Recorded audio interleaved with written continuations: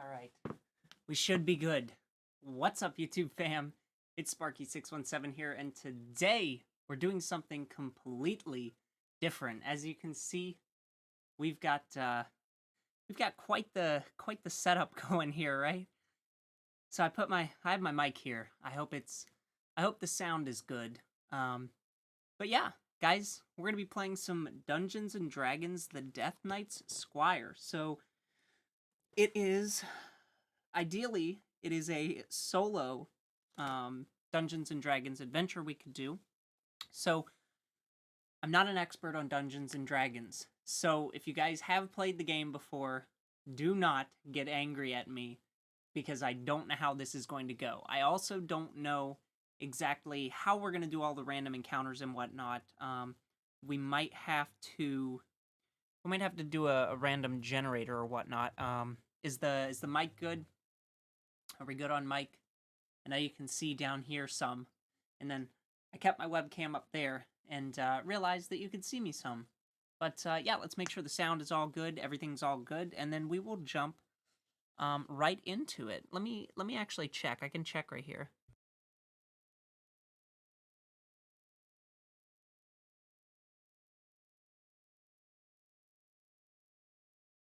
Okay, yeah, sound is good. So I'm gonna go ahead and turn up the gain a little bit more. But yeah, we should be good. I don't know how this is gonna go. Like I said, I made a character. I made a character, and I haven't looked at the book at all. So I don't know how it's gonna go. I've got a bunch of random papers strewn throughout the thing here. Now, for those of you that know how to play, I'm gonna go ahead and show you my stats. Try to at least. How do we get this stat paper? There we go. It might be backwards. Not 100% sure. But yeah, we've got 16 strength, 14 dexterity, 15 constitution, 9 intelligence, 13 wisdom, and 11 charisma. We have a passive perception of 11. Armor class of 12. We have +2 initiative. Our speed is 30 feet. Maximum hit points are 12. And our hit dice is 1d10. So we're using a longsword. But yeah, we've got... I'll tell you our starting equipment here, just so you know. We've got... I'm also going to be looking at the computer down here and not the webcam up there because my mic is right here. But yeah, we start off with full chainmail armor. We have a martial longsword and shield. We have a light crossbow with 20 bolts. We have an explorer's pack that contains a backpack, bedroll, mess kit, tinderbox, 10 days of rations, a water skin, 50 feet of hempen rope, 10 torches, a deck of cards, and a set of common clothes. So, yeah, we're gonna jump right into it. We have a little backstory here on our character that I'm gonna go ahead and run you guys through. So, yeah, we are going to be playing as Julius Greycastle, who is a fighter, a human fighter. That is, we're going with the human race just because it's the most basic, and I thought it would be the easiest to start off with. So let's get through this backstory, and then we're going to be obviously going through the backstory of the world, I imagine, here, because the first page in the book I see says backstory. So yeah, like I said, I don't know how this is going to go. It might be boring. I don't know. It might be difficult. I might screw things up. But why not try it? So, yeah, here we go. Julius Greycastle was a strong and sturdy man. When he turned 18, he decided to join the military. He joined the infantry division, fighting shoulder to shoulder with his brothers in arms. Julius was a ferocious warrior and a force to be reckoned with. His skill in battle was quickly noticed by his superior officers, and he earned the rank of officer. At the age of 20, he was appointed to lead the very infantry squad he fought in. Julius felt honored when he was placed above his squad. His leadership skills were unmatched, and he went on to lead his brothers to many victories. 5 years later, he was granted another promotion. He was now the rank of general. He was able to remain over his infantry squad, but was also appointed to command squads of archers, cavalry, and a handful of mages. His soldiers were loyal and looked up to Julius as a strong and courageous leader. But one fateful day, everything changed. After forcing the enemy soldiers to retreat after several devastating battles, Julius was ready to make a final charge that would wipe the enemy soldiers once and for all. Upon advancing, Julius noticed that the enemies were holed up in a small abandoned village.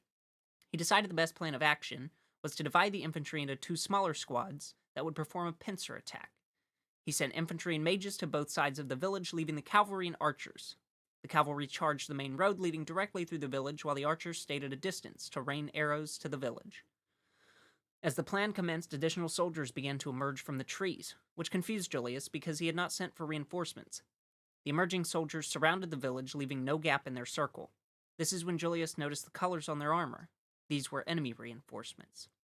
As he shouted for his soldiers to retreat, the enemy advanced and began to slaughter his army. Julius headed for the tree line, stopping and turning around to make sure his army was making it out. As he turned, he noticed that only a few soldiers were sprinting towards him. He began to shout and ask him where the remaining soldiers were. That is, when the last 3 soldiers were cut down by longswords from behind. As the last soldier got within earshot, he exclaimed that there were no more soldiers. They had all been slaughtered. Just as he finished his sentence, an arrow pierced through the back of his left shoulder. Julius leapt from his horse, grabbed his last soldier, and began dragging him into the woods when the soldier was struck again. This arrow pierced right through his leg. Julius leaned the soldier against a tree, checking the damage and reassuring the soldier that everything would be okay. Just then, the soldier's eyes closed as he drifted away.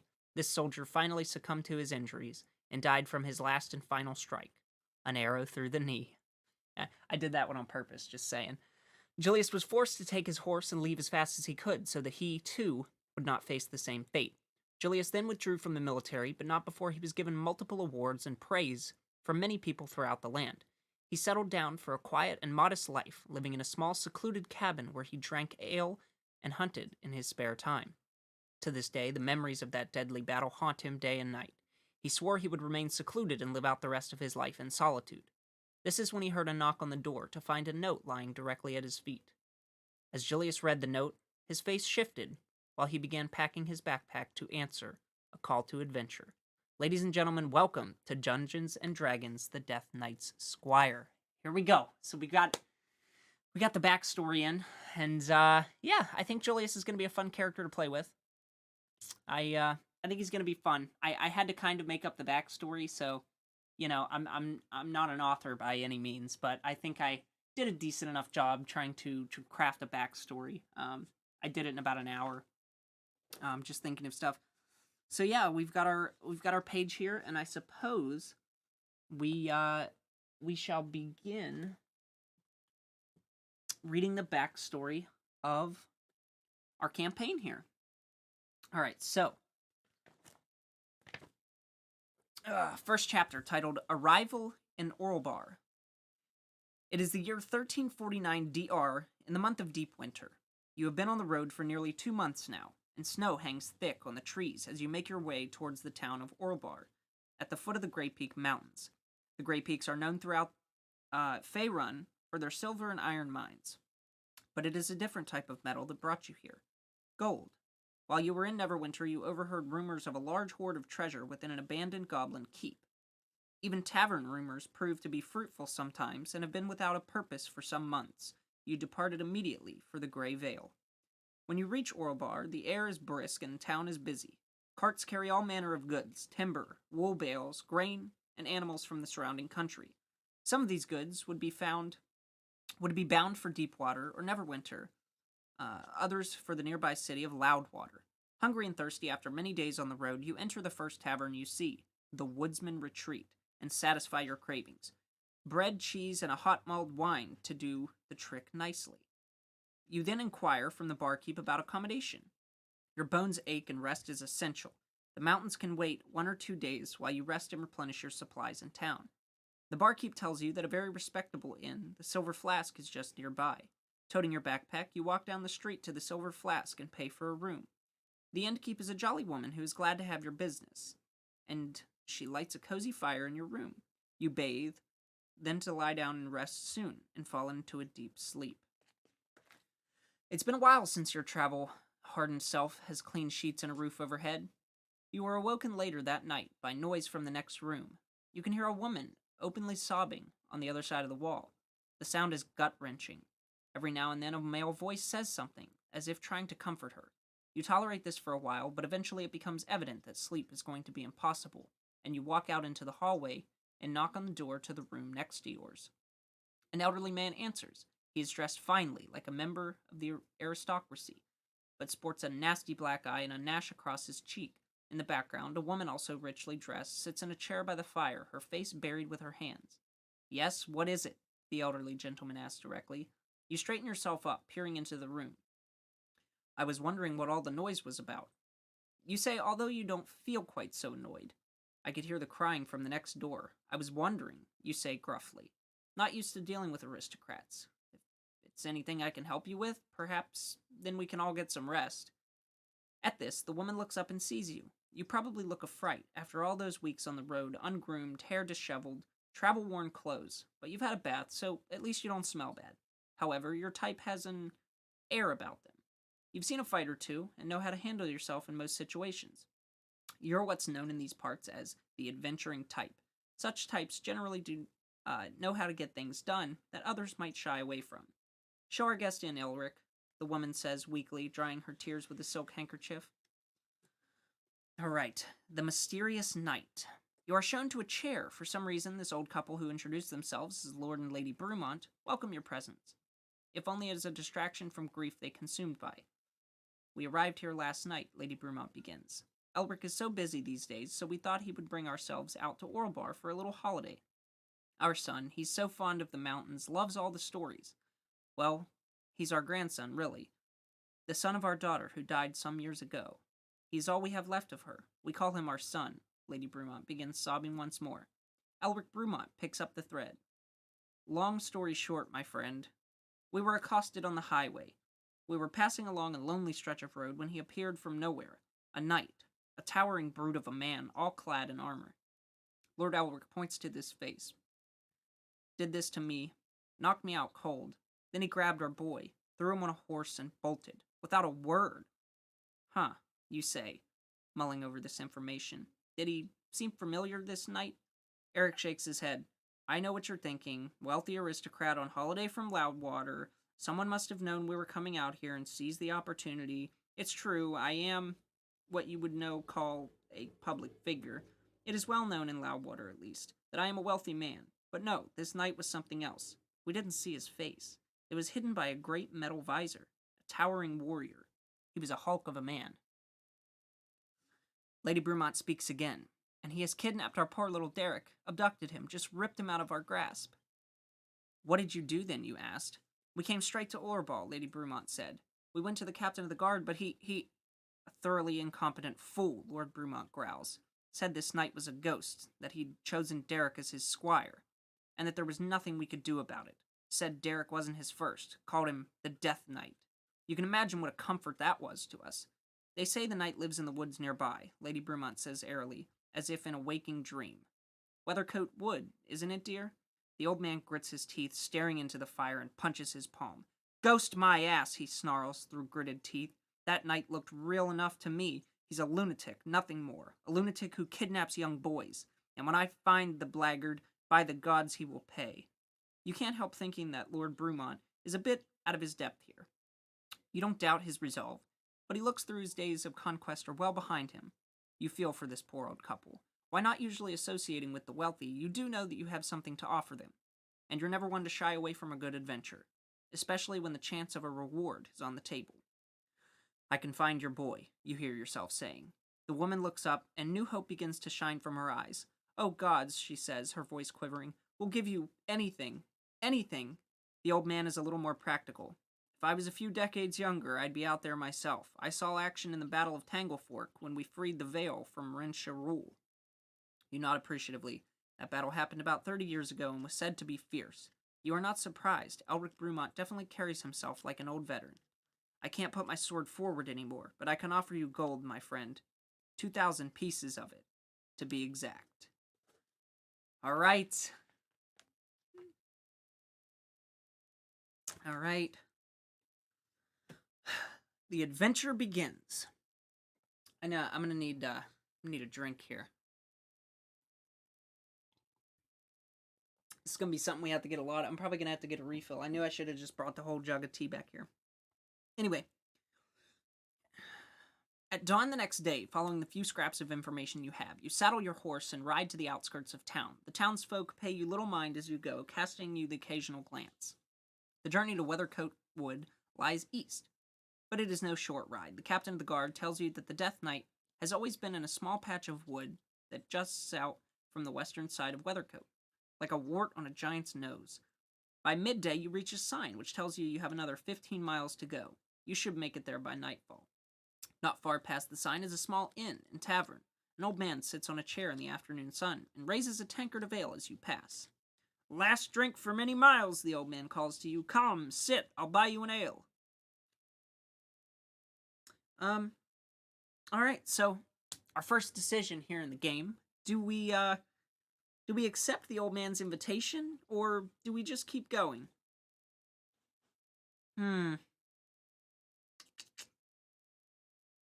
You know what? I think we're going to accept it. Why not? I think we're going to go up to this boy and just accept his invitation. Why not? You know, why not? All right. You tie your horse up to the tavern's porch and join the old man, who directs a young boy to bring you a frothing tankard of ale. The boy also brings a bowl of stew for you to eat. "What brings you out this way?" the old man asks eventually.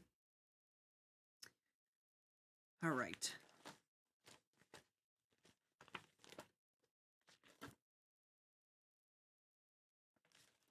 So far we've made it. We're about 15 miles out of the woods. And we stopped at this little inn that has a guy. All right. You find yourself telling the old man all about your quest to find the mysterious knight and return to Derek Brumont to his grandparents. The old man nods solemnly. "The Death Knight," he says quietly, and leans forward in his chair. "Local legend, they say, but What?" He straightens up, looking you straight in the eye. "It's no legend. I was a boy when they hung him from the red tree in Weathercote Wood." The old man goes on to tell you the story. The man who would become the Death Knight was once a good man, who came from a village in the far south. After his wife died from the pox, he left his village, taking only his son with him as his squire, eager to teach him the ways of the righteous warrior. But a large band of brigands ambushed them on the road, shot the knight with a poisoned dart, and kidnapped his son. They left a note pinned in the ground with a dagger, demanding the knight plunder the treasury in Orobar and deliver the gold to them. The knight did so, almost dying in the process, but the town guard pursued him from town. When the kidnappers saw the knight coming, with the authorities close behind, they killed the poor boy and fled. Upon finding his son's body, the knight swore vengeance on the bandits and vowed to pursue them unto the ends of the world. Unwilling to be taken by the town guard, the knight drew his weapon to resist the arrest. The ensuing fight was bloody, but the knight slew all who came against him. When the fight was over, the knight pursued the bandits deeper into the wood, but lost their tracks in the undergrowth. His rage deepened until the bloodlust and madness possessed him entirely, driven insane to the thought of his son's killers escaping unpunished. None would cross his path and live until the bandits had been brought to justice at the tip of his blade. Eventually, more soldiers had come from Loudwater to capture the insane knight. When they finally did, the old man concludes, they hung him in Weathercote Wood from a red tree. The old man looks down, but his unfulfilled quest to find his son's killers brought him back, as undead. The Death Knight, they call him now. And since then, every few years or so, a boy will go missing. He's looking for a squire, someone to help him on his quest.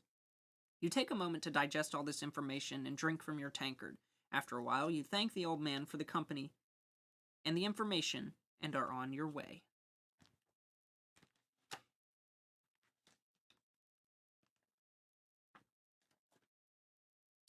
It is late when you finally reach Weathercote Wood, some 55 miles east of Orlbar. There, on the wood's edge, you camp and let your horse run free.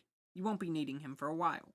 Weathercote Wood is thick, the foliage dense, towering walls of green, and in there somewhere is the information you have to be trusted is the boy Derek Brumont. You settle down in your bedroll, the embers of your fire keeping you warm well into the night.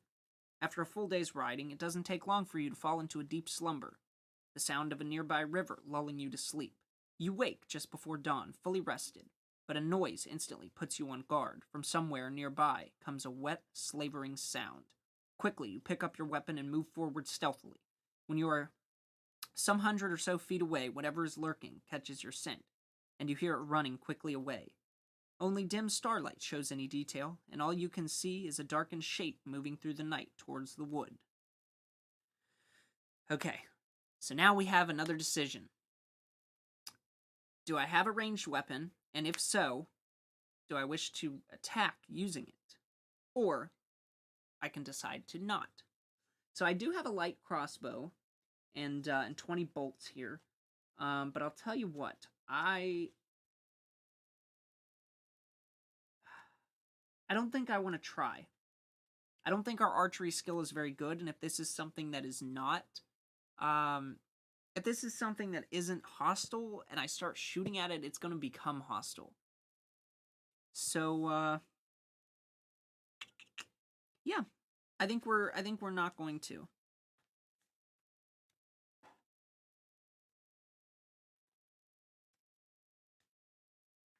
We have to find the right page here.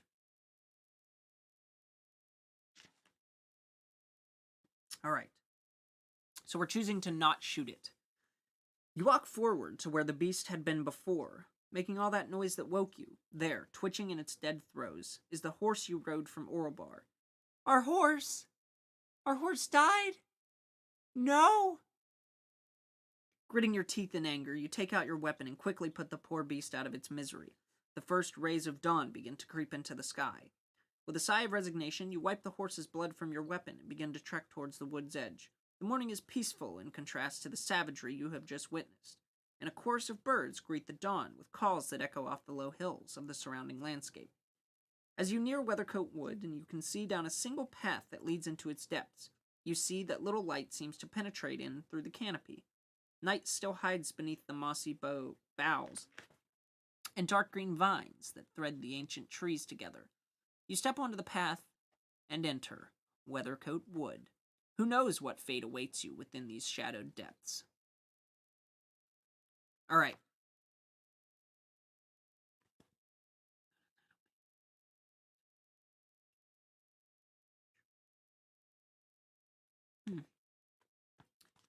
All right, so I think now we can go to...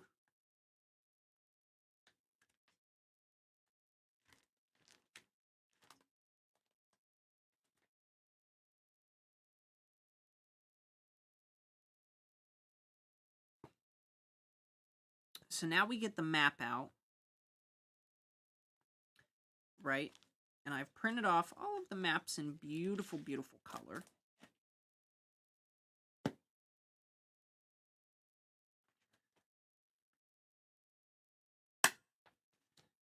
So, I'm going to bring the map up for you guys to also be able to see what is going on here. So we have the beginning. We have the beginning map here. This is where we're starting at. And so I can see that we have a pathway 2, pathway 3, and a pathway 5. So yeah, I don't know where we're going to be at or what we're doing. But let's see here. So I don't have anything to represent my character, unfortunately. That's it kind of sucks. I should have thought about that. I didn't think about needing anything. I'll tell you what. We'll just use a red dice here. We'll just use, how about this pointy little dice? What's up, chicken? There better be no chicken deaths. I hope not.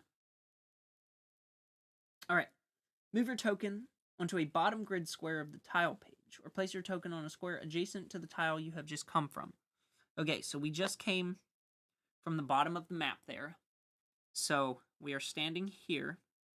I know you guys can't really... God, I wish it was just closer.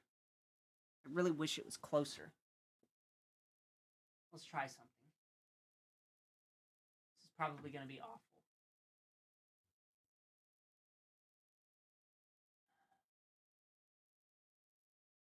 Here we go. Ah.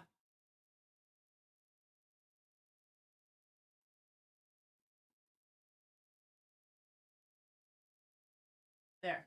What about that? Is that better? Yeah, that's a little better. Okay. After I break everything. Okay. Sorry about that. We about had a big ol' heckin' problem. Your brothers and sisters are not food to feed this quest of yours.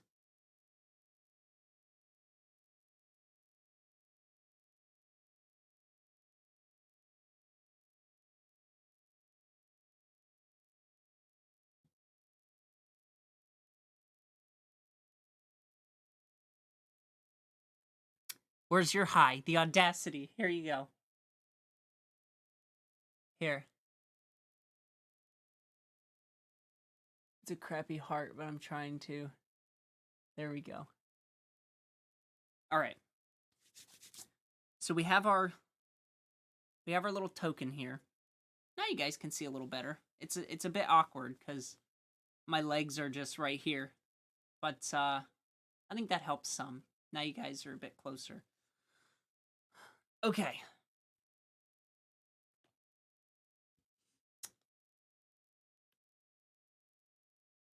You move ahead, deeper into the wood, and it almost seems as if the trees themselves are watching you progress. Indeed, as you go on, you really do get the feeling you are being watched. Now our options here. We can move with stealth and make a stealth check. We can check for traps. Alright. I'll tell you what. Let's check for traps. This is going to be our first roll of the game. We got to roll perception with a difficulty of 12. Alright. First roll of the game. So we do have a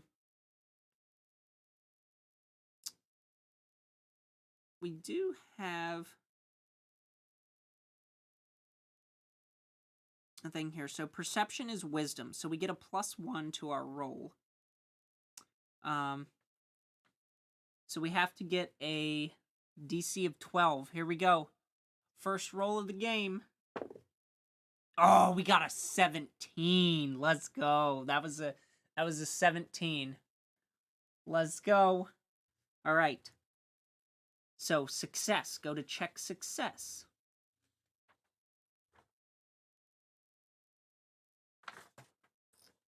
Alrighty. Look at that, guys. We did it. You search carefully around, but see nothing to indicate any traps are set here. Return to tile page 1 and continue from the last directions. Okay. Well, there were no traps, but I just wanted to check. Might as well. Sitting like applesauce. Yes, we are. Okay.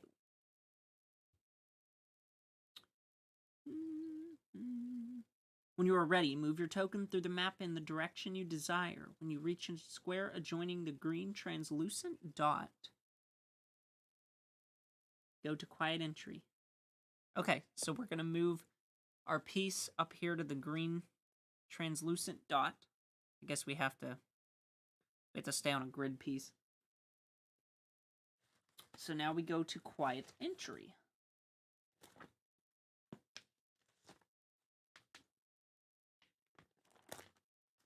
Which is...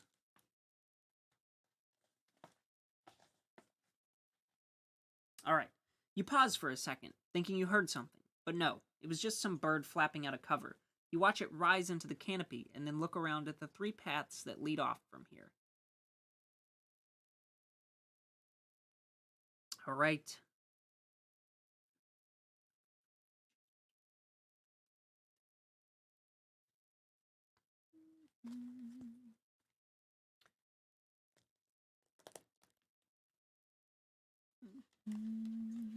So we can either move to 2, 3, or 5. Well, let's move to 2. So we're going to go ahead and move our character over there to 2.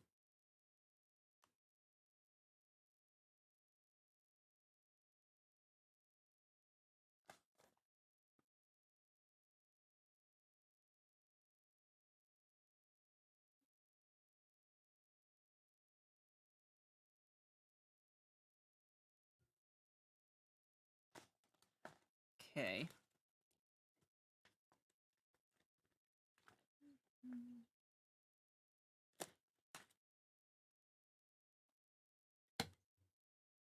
so we have tile page 2 now.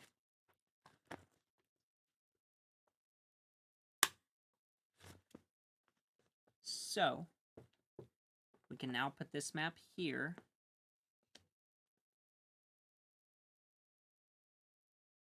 Perfect. So we can begin to enter tile page 2. The track bends to the southeast, and you follow it, all light from the forest entrance now disappearing. It is like night still hides in here. Only the faintest light seeps through the canopy. Ahead, you see something white and wispy spanning the path. Cobwebs. Slowly, you edge forward.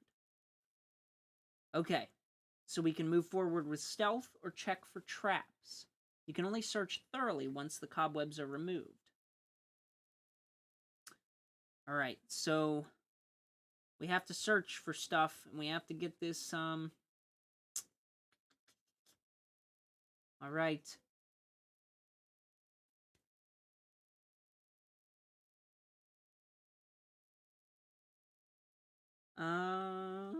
I don't know if we have decent stealth or not. I don't imagine so. I mean, we have +2 stealth.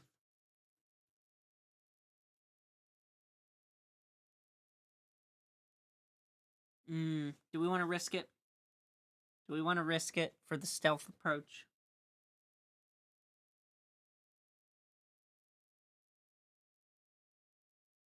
Let's do it. Let's do it. We have a +2 to stealth. We have to make a DC of 15. And we got a 3. We got a 3. A nice little 3 there. So, we failed, because we got a total of 5. Alright. Well.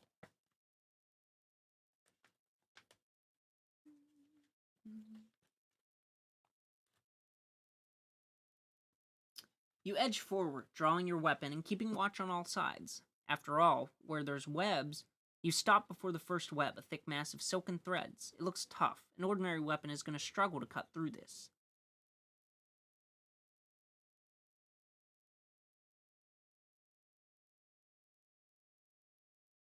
Okay.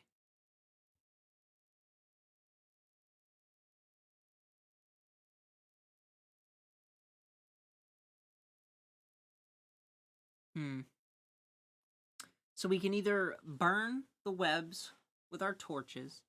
What in the world, Malu? What is going on here? What is going on here? My God.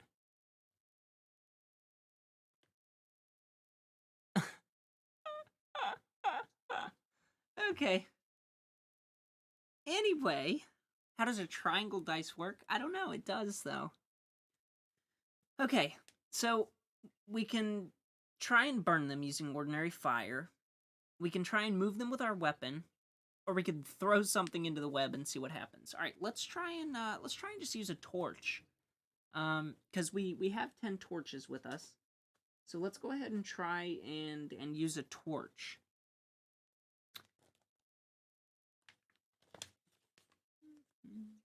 You produce your flint and tinder and start trying to light some tinder to create fire.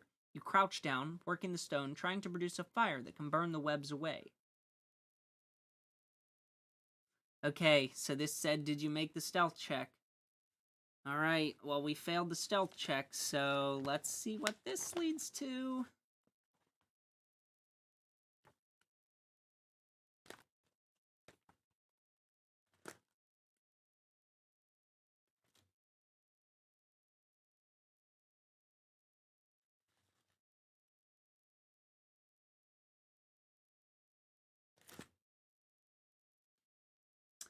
The mage hand moves in amongst the webs and begins trying to gather gossamer strands into its fingers, but no luck.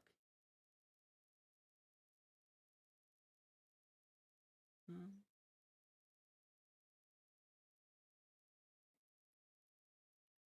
does not have the power to shift these threads, which are quite strong, despite their thinness. Suddenly, you feel something pounce on you from behind. Your noisy progress through the forest must have alerted its presence. You turn frantically, trying to get the thing off, whatever it is. Uh-oh. We've got to roll a d20 plus 3.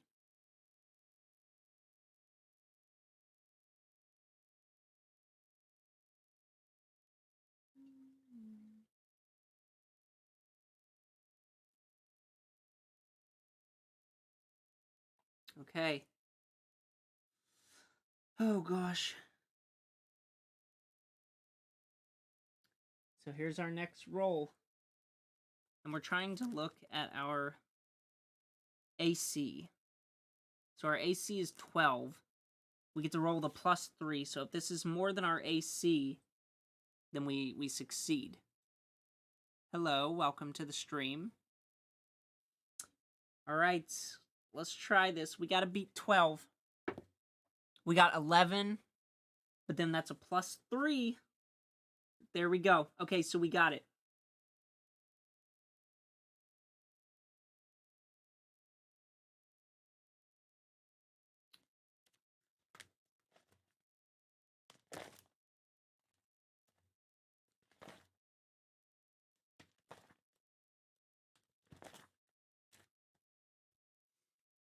Surprise Crawley.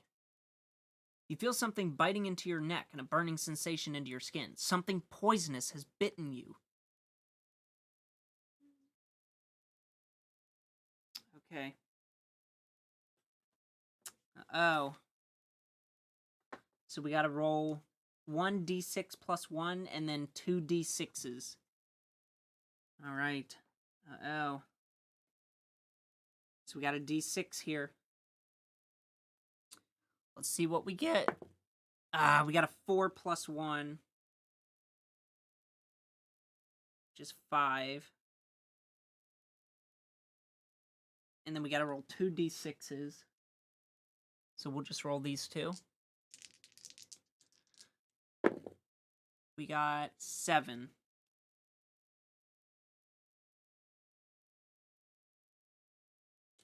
Alright. Take the 1d6 plus 1 piercing damage, then make a Constitution saving throw, difficulty of 11. Okay. So we take... Uh-oh. We take 5 damage. Man, that's a lot. So we have a total of 12 health. So I'm just going to write that here.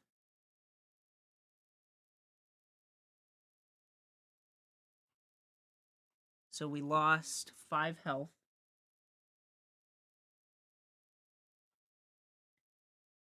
So we have 7 health right now. Alright, and then the 7, the other one we rolled, is going to be poison damage if we don't make the Constitution save. Oh gosh. Whew.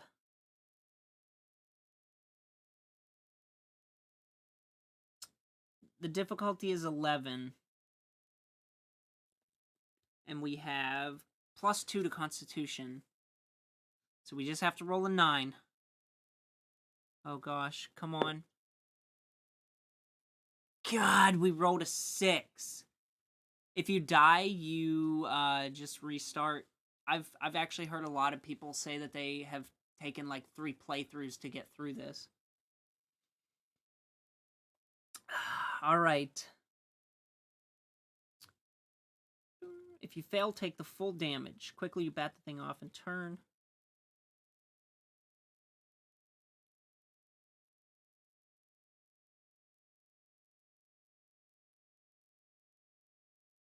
Great. We're about to have one... I actually think we're supposed to have 7 damage here, and we die. So we've died. Oh my Jesus. 39 minutes in and we've died.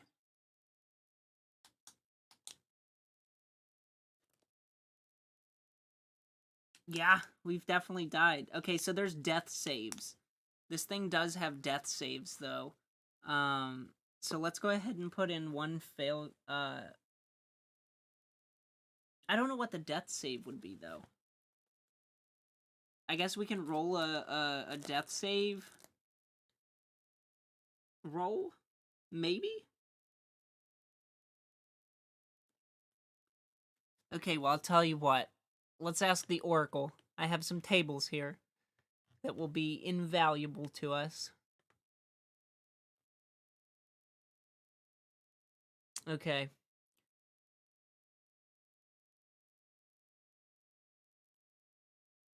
All right, so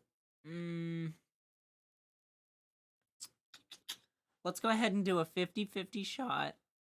Let's do a 50-50 shot, and we will roll.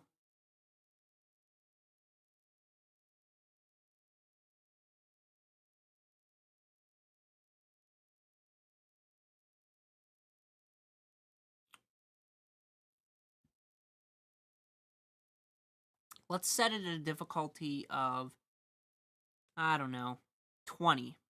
Because if we do this 50-50 shot, we roll a d10 plus 5.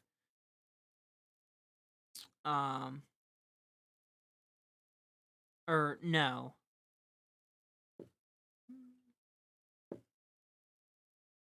Yeah, so let's roll a d10 plus 5. So let's set the difficulty to, let's set it to 10.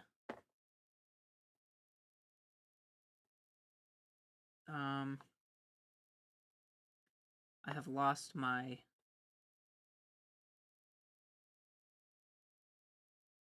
Okay, here's my 10. Oh, gosh. So we have to roll a 5. I rolled a 10. Okay, perfect. So we're going to put that down as a success. I'm cheating the game right now, I believe. I don't even know how this works, to be honest with you. So I suppose we'll leave ourselves at 7 health. Since we made that save. So we'll leave ourselves at 7 health. And now we move to Spider Battle. Oh gosh. Oh gosh, guys. So we are fighting a giant wolf spider, an unaligned medium beast with an armor class of 13, 11 hit points, 40 feet speed, and he's got a lot of strength and dex. Oh gosh.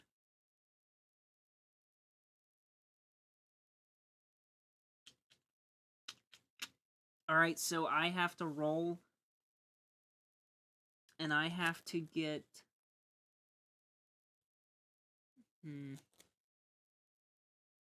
a 13 or higher. But we get to add 5 for our longsword. Right, let's roll initiative. So I'm gonna use the purple die for the enemies, and I'm gonna keep using the green die for myself. So the way initiative works is we roll a d20. Whoever gets a higher number gets to go first in the combat.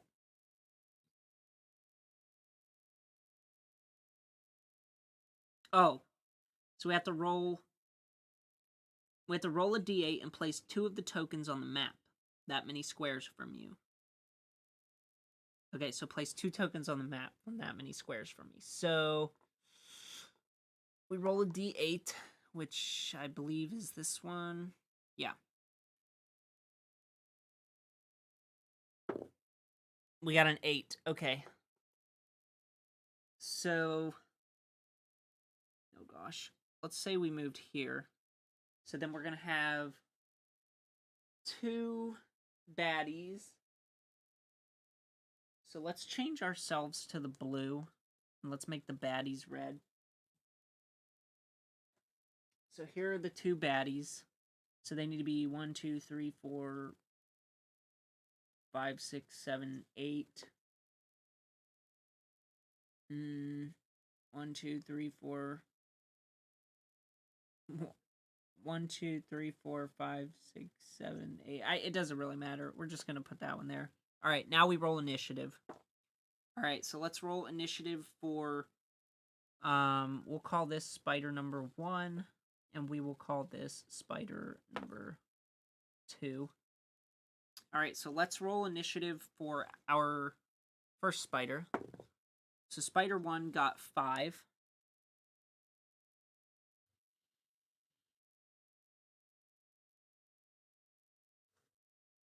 All right. Spider 2 gets an initiative of 4.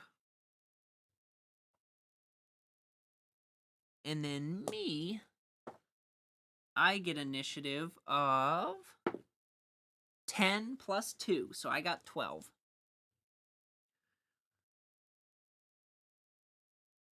All right, so we get to go first. Fantastic.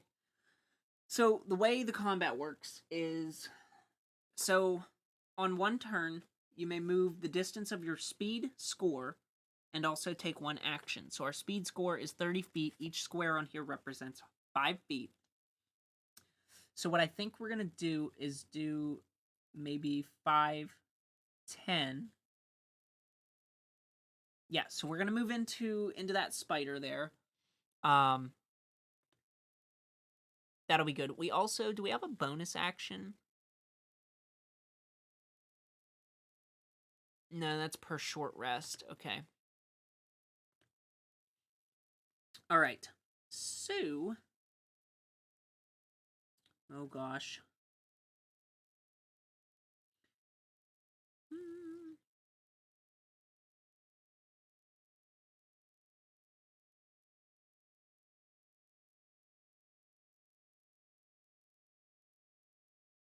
Okay. Let's just go ahead and attack spider number 1 here. So they have health of 11, DC of 13, so we have to roll higher than a 13. But we do get +3 on our attack rolls.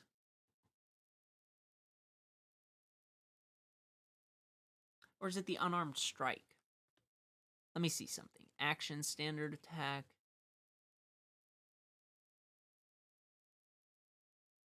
Yeah, so we'll do 1d10 of damage, but let's see if we hit first. Okay. 7, 8, 9, 10. Dang, we don't... Okay, so we miss. We swing at the spider, we swing at him, and we almost hit him, but he moves one of his 8 legs out of the way, right? So we slice, and we're getting ready to, like, chop a leg off, and he, like, lifts it up and moves it right at the bad time, so we don't get to hit it. Alright, so... Oh, gosh. We'll have spider number 1 attack us, I suppose. Alright, so he's got to beat 12. He's got to get higher than 12. God, he got 15. Of course he did. Okay, so now he does...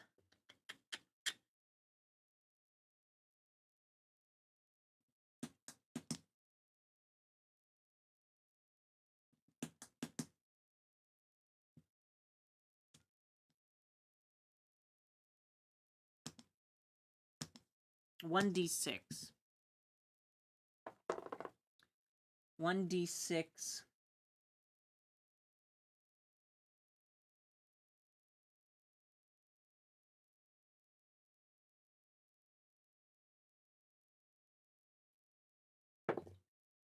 So 2.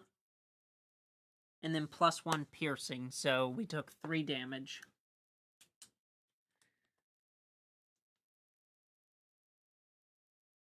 So we have 4 health. That marker is dead. Oh gosh, guys. And then let's have this last spider, we'll have him move 5, 10. We'll have him move 10 feet there. And then let's swing again and see if we hit. We're trying to beat... God, it's so high. God, we missed again.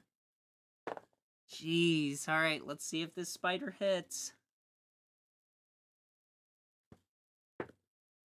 5. No. Okay, we're safe. Okay, so he tries to bite us, and we're able to, like, put our shield up, and he just slaps right into the shield. And, he slaps right into the shield and does no damage to us. Alright, so let's have this other spider move.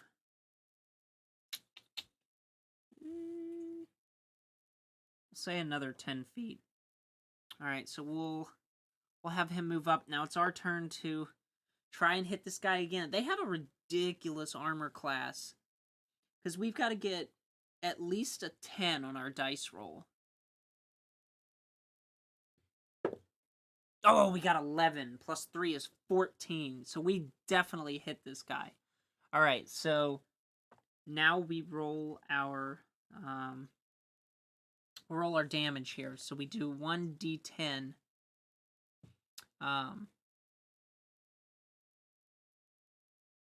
Yeah, and we could do plus 5 to that with our one strike with our longsword.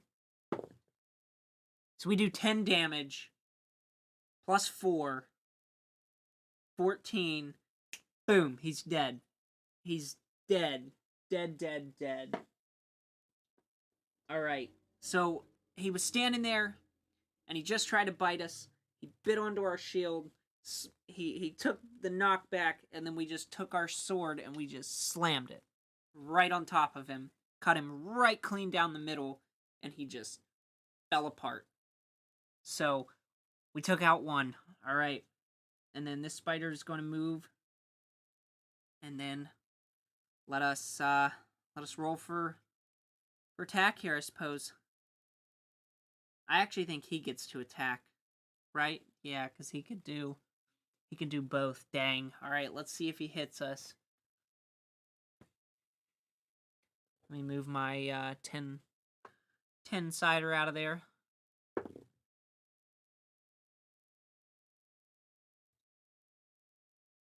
That is a 15, so he hits. God. We're so screwed, man. We're screwed. Oh, we took 2 damage. Okay.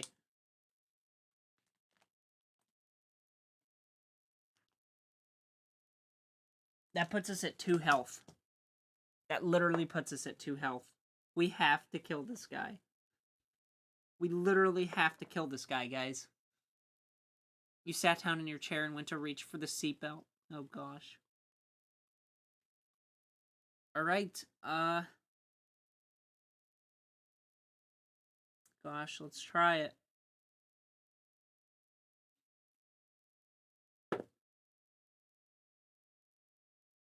God, we miss. Right, so he comes forward, and he hits our arm, right where we're holding our sword at. Takes a little chomp out of me, little nice bite, and so we move back and we go to swing, but our hand kind of twitches, you know, because it just got freaking bitten. So yeah, we missed. So then he prepares to strike us again, and he does not hit. So he got that bite in. We went to swing, we missed, and he jumped back at us, but we were able to get our shield up in time.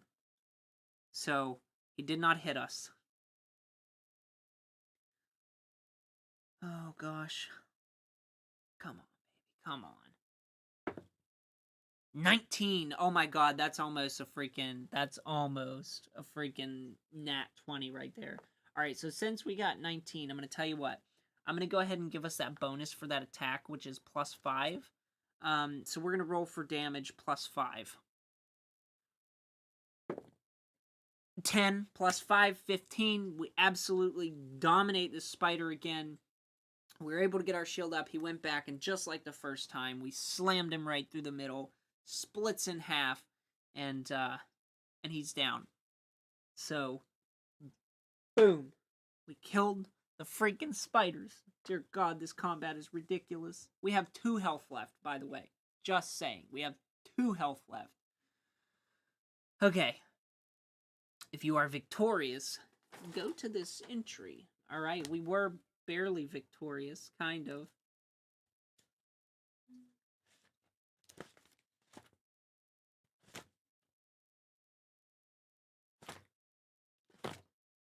Alright, we take 100 XP.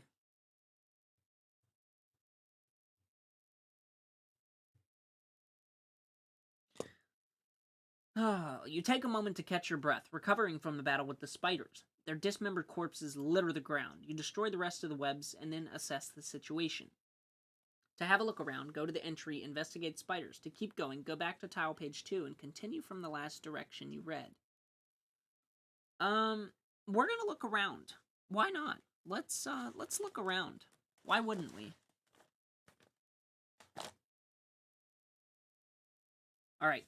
You start to look around, searching the bush by the track and seeing if you can find anything, or anyone, the spiders may have stashed nearby.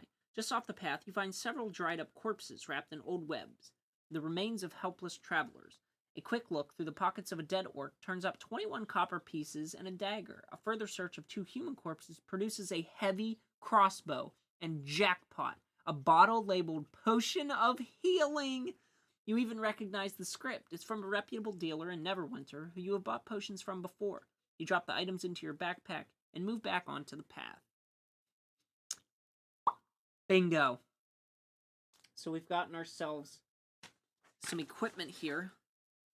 So we now have a heavy crossbow.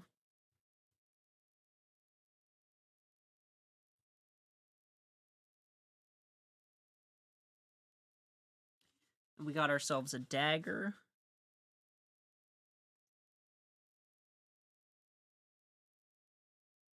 And we got ourselves some money here.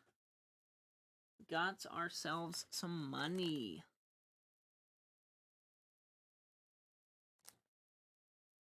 Which I don't even see on any of these pages. That's okay. We also got a health potion.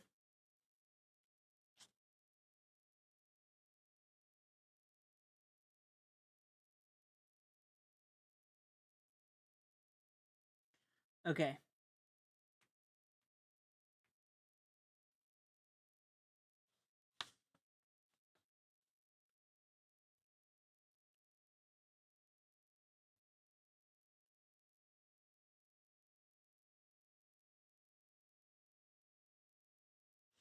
Okay. So we have 21 copper. Now, I don't know how the health potion works. Let's see how much the health potion heals.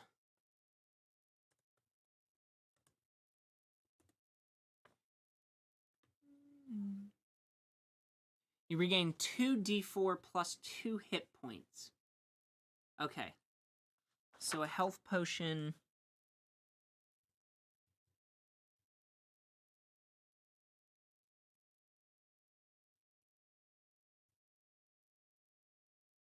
We get 2d4 plus 2 HP. I'll tell you what we might do is we might take a short rest here, because we do have our backpack and our bedroll and whatnot, right?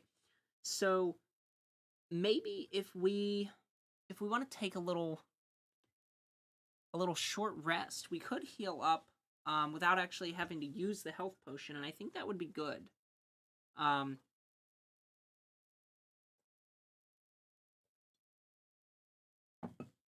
So let's go ahead and do that. Okay, so go back to tile page 2 and continue from the last direction you read. So we are at tile page 2, and we've walked around up here, and found the bodies. Like, let's just say they were over here in the trees. So we'll go back here. Okay. When you have finished all the encounters, you may move to the edge of the map and onto an adjoining tile page, either 6 or 1. So let's go back to 1, and let's move towards tile page 3. But I'll tell you what, when we stop back here at tile page 1, what we're going to do is we're going to take a short rest. So we're going to bust out our bedroll here and our backpack. Yeah, and we're going to take a rest, right? So on our rest, we get to do our bonus action. And our bonus action is to second wind. We get 1 per short rest. So you can use a bonus action to regain 1d10 plus 1.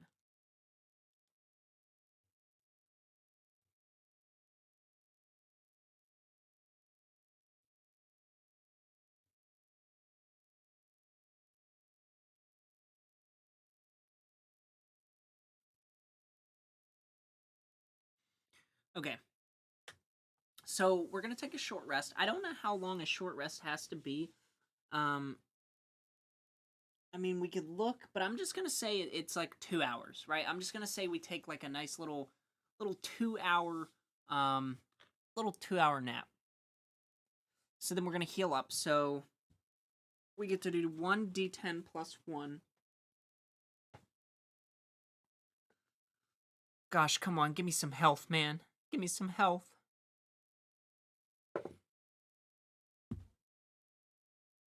We got 3. Plus 1 is 4. So we have 6 hit points. Oh, gosh. Right, so we have 6 hit points. Hooray. Hooray! That's okay. Alright, so now that we are on tile page 1, we're going to head over and we're going to hit tile page 3. Okay. So, let's do this.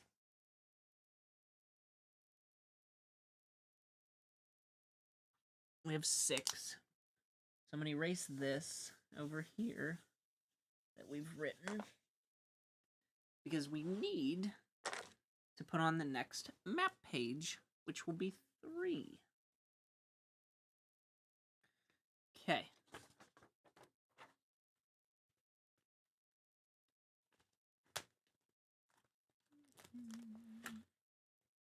Uh-oh.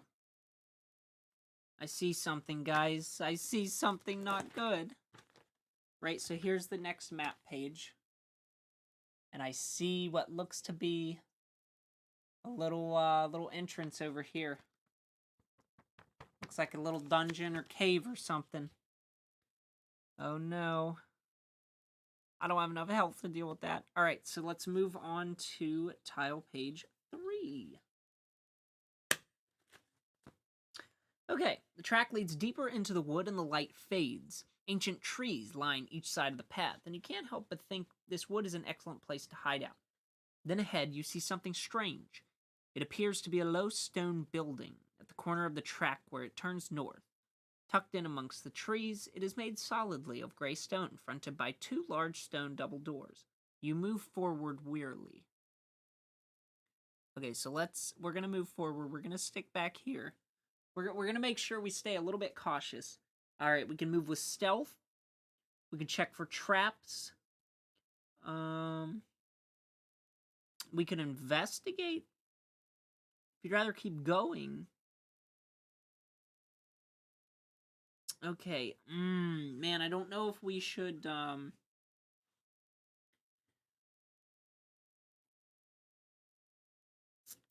don't know if we should investigate or check for traps.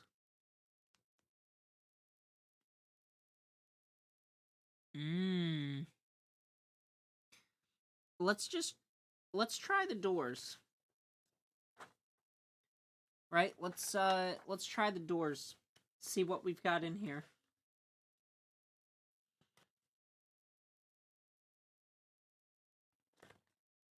Okay.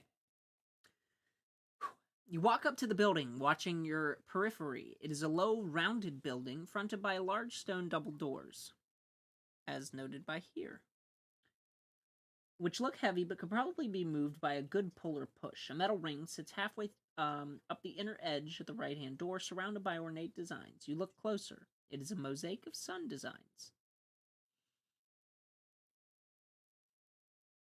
Alright, so we can make a history check, which I wouldn't recommend because we're not very good at history, right? We're pretty awful at history, I do believe. Yeah, we're awful. Because we have a -1. So we have an 8 defaultly, and we would have to get a 10. We can check for traps. Or we could just try and pull the door open, to be honest. Let's check for traps. Let's check here for traps.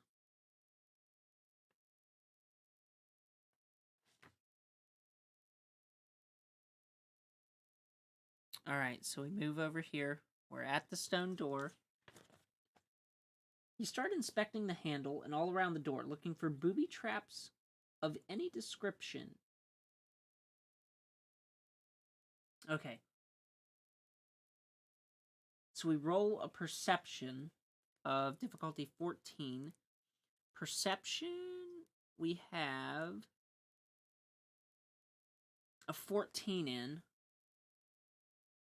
Oh. So we've already got it, right? Oh no, that's just a +1. I'm an idiot. So it's our roll +1. Right. We have to make a 14. And we got nat 20. Nat 20, baby. Let's go. Alright, if successful, go to entrance trap.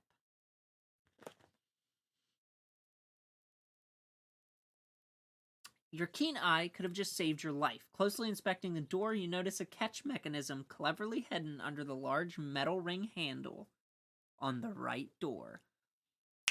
Look at that, guys. I knew it. I knew it. I knew it. Okay, do you want to try and disarm it? Well, we would need thieves' tools, and we do not have thieves' tools. So we can try and open it anyway. Or we can just leave.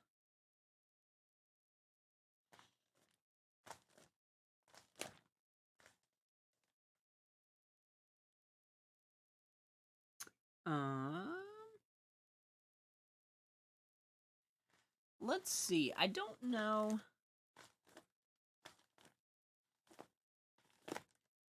I don't know if we would want to risk this. I don't know.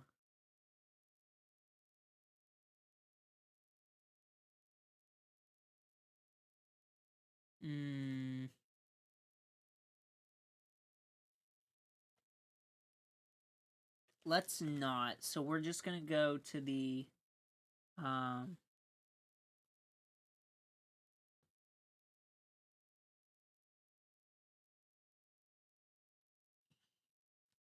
so we're just gonna leave.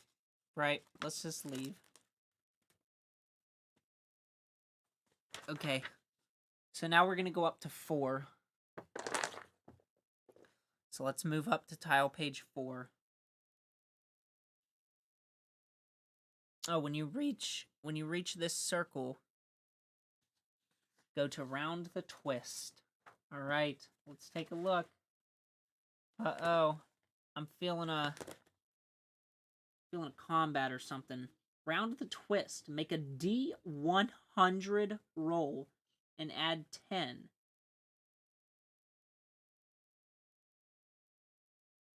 Okay.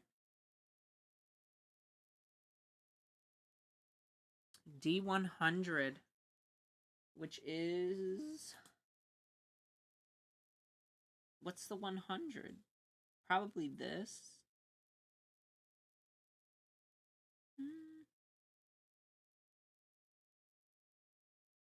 Yeah.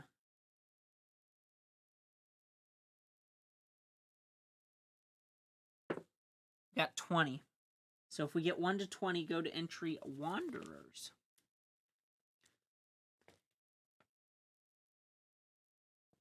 As you move through the woods stealthily as you can see figures come into view on the path ahead. They don't appear to be human. Do you hide, or do you stand and face whoever they are? They don't appear to be human. Oh gosh. Okay, should we hide or should we risk it?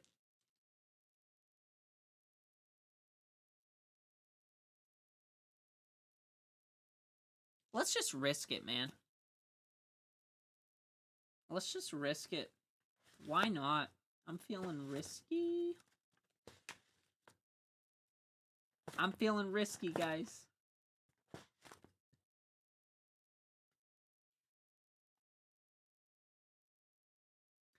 You bravely stand your ground and place a hand on your weapon, fixing the new arrivals with a steely gaze.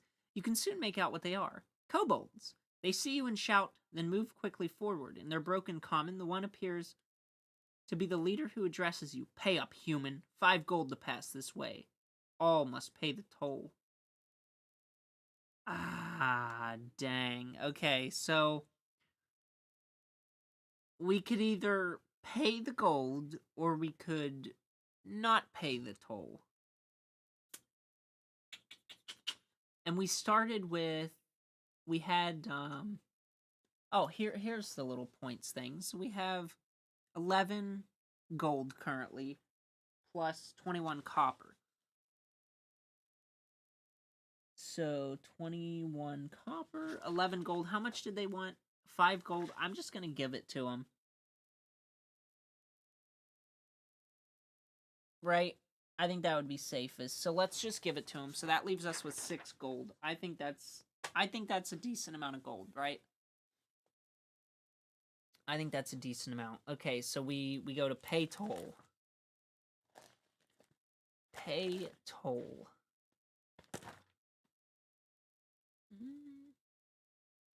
You hold the kobold's gaze for a moment, longer than is comfortable. Then you reach into your pouch and produce 5 gold, tossing it to the ground at the kobold's feet. You are reluctant to pay this toll, but you are also mindful that bigger battles may lie ahead. You leave the 3 kobolds scrambling for coins in the dust and make your way north. Return to tile page 3 and continue from the last direction you read. Alright.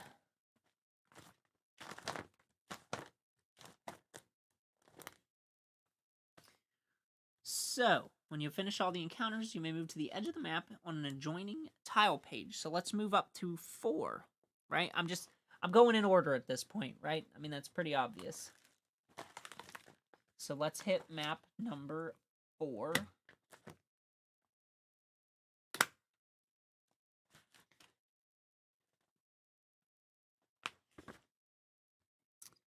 All right. There we go. It doesn't really matter the way we put it. All right, so we've hit tile page 4 now. I see a little log or something right here, on the side there. The woods become even deeper, and the sound goes out of the air. There are no birds here, or something has frightened them into silence. It is hard to even tell what time of day it is deep in the forest. Across the path, you see a trail of boot prints leading from right to left. They lead back into the forest where it becomes very dense. However, there is no sign of foliage being disturbed. Even though the boot prints look relatively fresh, they could have been made as recently as last night. On the track ahead, you can see this path that eventually bends to the right, and on the corner, there appears to be an entrance to a cave. Okay, so that's the cave there. Oh gosh. Alright, we can move with stealth. We can check for traps. We can investigate the log.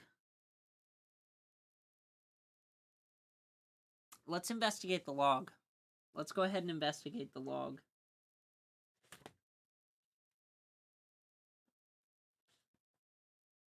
Let's do it. I'm gonna do it. I'm walking up to the log. You walk up to the moss-covered log, and as you near it, you see that it is covered with fungi, bright green mushrooms. You're not sure if you've seen their kind before. Their color is almost phosphorescent, like they would even glow at night. Make a survival roll with a DC of 12. Okay. So our survival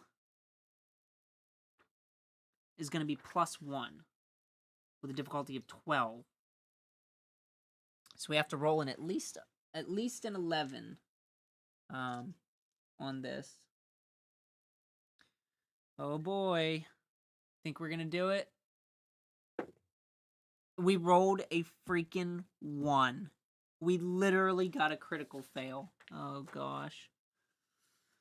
Okay.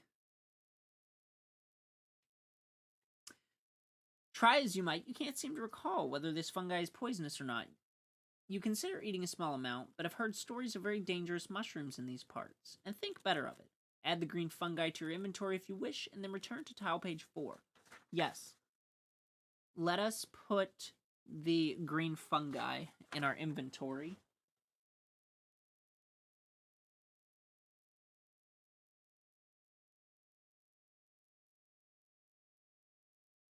I'm going to roll with the green fungi in our inventory. All right, and then we go to tile page 4. Perfect. Okay. So...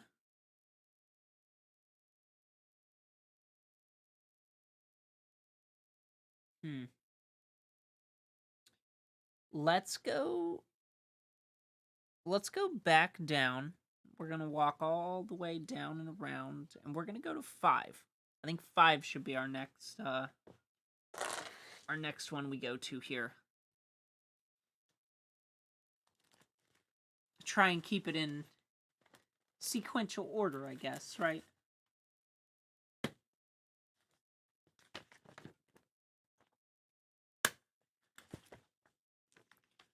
All right, tile page 5. Let's enter in. So I see some rocks right here. And then I also see a skeleton over here. So that doesn't look too friendly. All right, so we're in number 5. Silence descends around you as you forge ever deeper into this wooden passage. Soon, the junction behind you is out of sight as the passageway bends slightly east. A pile of rocks on your left sits at the base of a great oak. As you examine the pile of rocks through the thick undergrowth, you see one particular tree that looks slightly out of place. The leaves of this tree are blood red, and even the bark is a deep, rich burgundy color. Ahead, it appears the passage bends back to the north. Guys, the red tree. Remember the guy from the freaking bar that we went to, or the inn, told us that they hung the guy from the red tree, right? Right?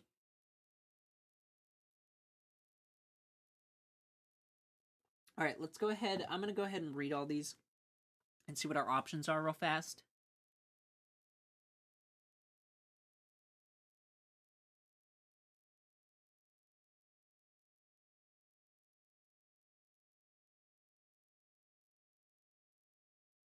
All right, so we can investigate the rock pile.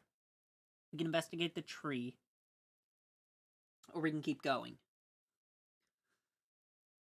Let's investigate the rock pile first, since that's right here. So let's go to the rock pile.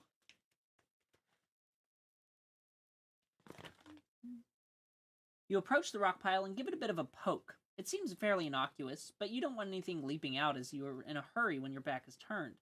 You jab it warily with your weapon. Nope, a thoroughly ordinary pile of rocks. You see a small spider quickly scuttle across the rocks and disappear between the cracks into hiding. Okay, so nothing with that. So now let's go ahead and check out the red tree. So we're gonna move up here to the red glowing tree.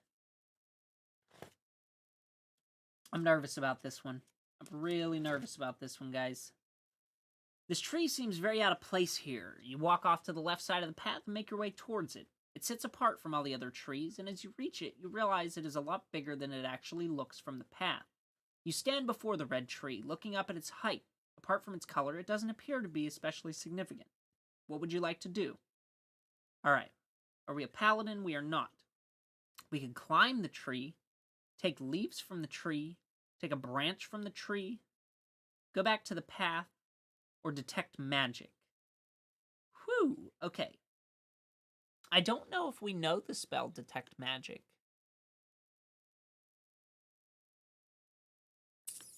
I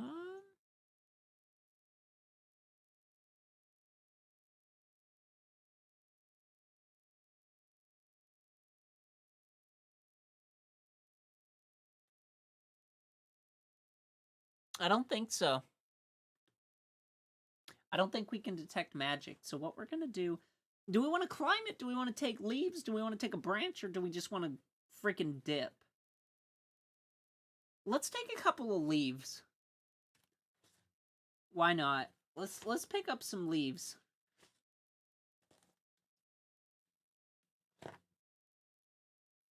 You collect several handfuls of the blood-red leaves. They have a pleasant smell, and with a bit of experimentation, they could possibly be used to make some kind of tea. The tea might even be beneficial in some way. There is no way of telling. Okay, so we have the red leaves. Good, look at that. We might be able to make ourselves a healing potion.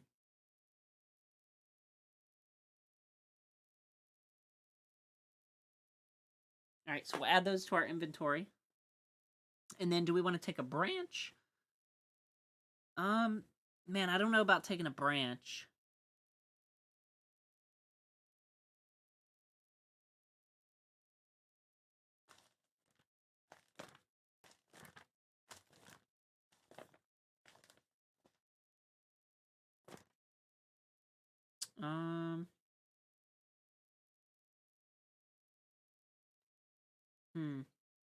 I'll tell you what. We could do the rejoin path, but let's go ahead and take it anyway. I mean, why not? Looking at the lower branches of the tree, you select one and reach up, carefully snapping it off while you take care to not damage any other part. What are you going to do with this? We could stash the branch. We could use it as a walking stick, or whittle it to a point. Let's use it as a walking stick. Why not? Alright. You strip the smaller branches and leaves from the branch and heft it. Yes, this will make an excellent walking stick and possibly an improvised staff at a glance.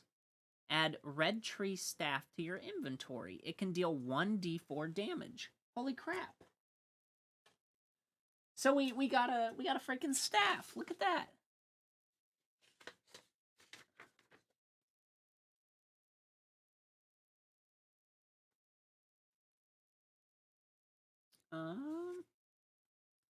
I'm losing papers.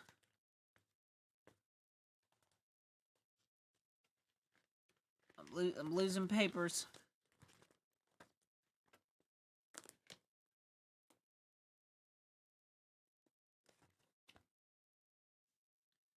Okay.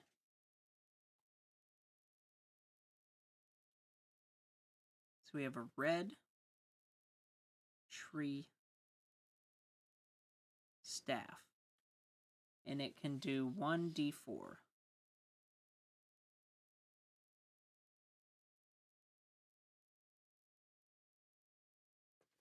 Alright. Whew. Do we climb the tree? Do we detect magic or do we rejoin? We can climb the tree or rejoin the path. So, I mean, we could do either. I'm not sure what we would want to do, though. Let's go ahead and, I mean, we can rejoin the path, but that's just going to put us back. Let's go ahead and climb it. Why not?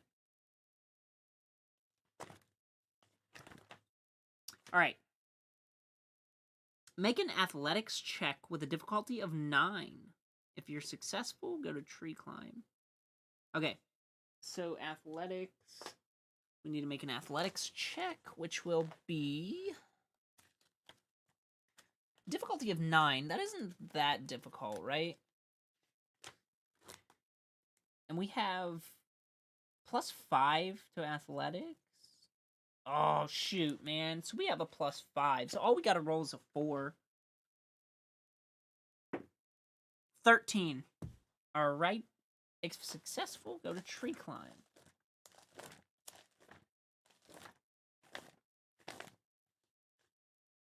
Okay.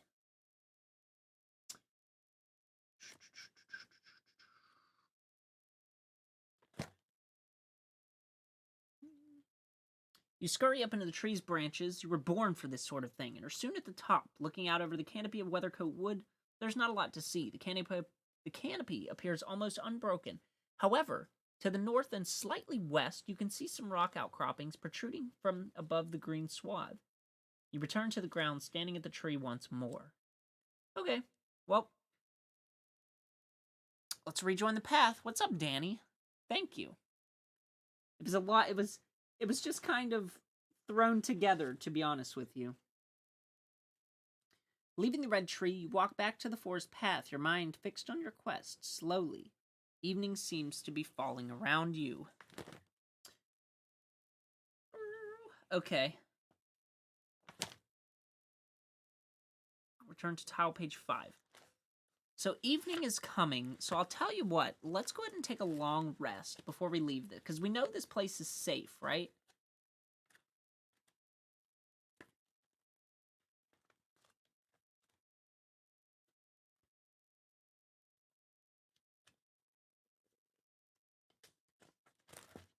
So let's go ahead and take another rest. We'll go ahead and let's just take a long rest this time. So I'm going to say that when we take a long rest, that can be counted as 2 short rests. In some of these notes that I have written down. So what we're going to do is,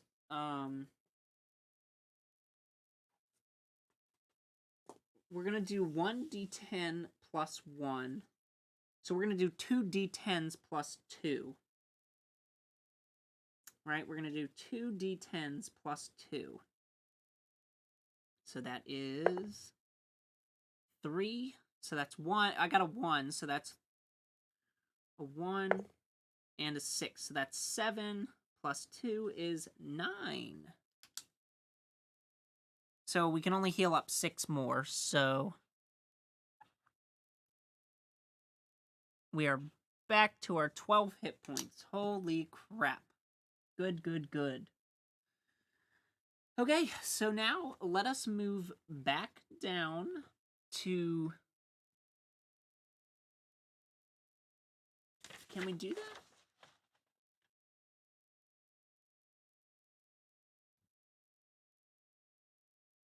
No, let's go back down.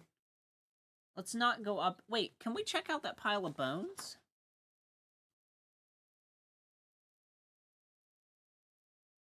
No. Okay, so let's go back all the way back down here to 1. Right, and we're going to move on to tile page number 2. And then we're going to go up to 6. Right, we're going to go up to map number 6.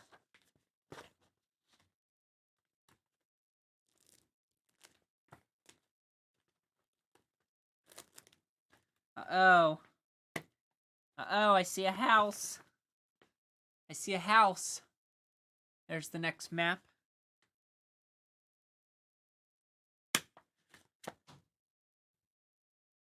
Okay. Tile page 6. Perfect. Gosh, there's so many.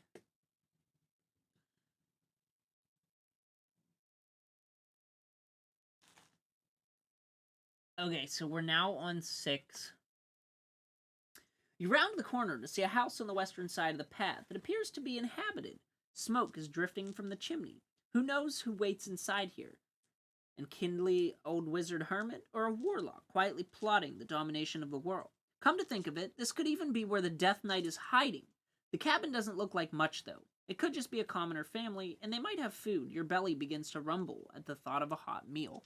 Well, we do actually have rations. We should actually probably use that. But we'll see if these people have food first. Alright, we can move with stealth. We could check for traps. We could approach it. Yeah, let's go ahead and approach the little hut here. Let's go to the little hut.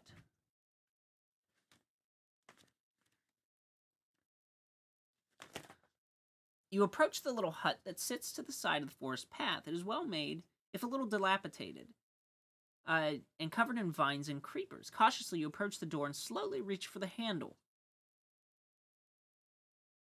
Alright, do we want to check for traps, or do we want to not? I mean, probably should just check for traps. We have a perception difficulty of 15. Our perception has a +1. So we have to roll a 14. And we rolled a 14. I kid you not. Look at this. I kid you not. Oh, it rolled whenever I did that. But it literally was a 14. So we just rolled it. Okay. If you're successful, go to hut traps. Oh gosh. You search all around the door frame and the ground, but cannot find anything that looks like a trap here. Cautiously, you put your hand down to the door handle and quietly push down. Okay, so there was nothing. Great. We've wasted our good dice roll. Now we're gonna fail, right? You cautiously edge inside the cabin looking around. It appears empty, even though a crackling fire burns in the hearth. There's a strange smell in here. Suddenly you feel something press against your skull, as if a giant invisible hand were crushing it. You resist as best you can, but the force is overwhelming. Within moments, you have blacked out. You wake at what seems like many hours later. It is inside the room. It is dark inside the room, probably nighttime, and the room is empty. Uh-oh. That doesn't sound good. Oh shit, guys. What did I do? Why did I go inside? Within the cabin, there is a kind of burnt smell like smoldering embers, and the room has only the most basic furniture. A table, a couple of chairs, a fireplace. Suddenly, your heart stops. In the darkness, you see a figure standing against one of the walls, completely silent, watching you. A tall figure and dressed all in armor. As you watch, the figure begins to glow, red in the darkness, and you see that it is in fact a knight, a sinister-looking tower of a knight, holding a huge greatsword that shimmers with an unearthly radiance. The Death Knight? Feeling a cold sweat break out on your brow, you feel for your weapon. No, that's gone, as are all your supplies. Do not bother searching for your equipment, mortal. A voice booms. It must be the knight's, although it seems to come from all around you rather than the direction. Listen, mortal, and listen carefully. The voice booms again. I have a task for you. There is a knight who claims ownership over this forest. A warrior who, like myself, is not of this realm. A chill travels up your spine. The voice is deep, booming, but hollow and devoid of life. At least now you know you're not speaking to the Death Knight. Who could this be, then? My followers call me the Blood Knight of Kiranasali. I am a loyal follower of Kiranasali, the Dark Goddess, enemy of Lolth and Orcus, the vengeful Banshee. These names make your blood run cold. You had thought the call of Kiralansi was long dead. Their deeds are detailed in ancient histories, and they are responsible for numerous atrocities throughout the ages. My followers and I will see the Mother return to her former power, and we have chosen this wood of Weathercoat as our point of arrival. It is aligned with the unseen stars, and the nodes of power exist in this land. It is a small but potent place. But this one who they call the Death Knight, he must die, mortal. And you have been chosen by the goddess as the bringer of his demise. Your spirits lift a little. Isn't this your quest anyway?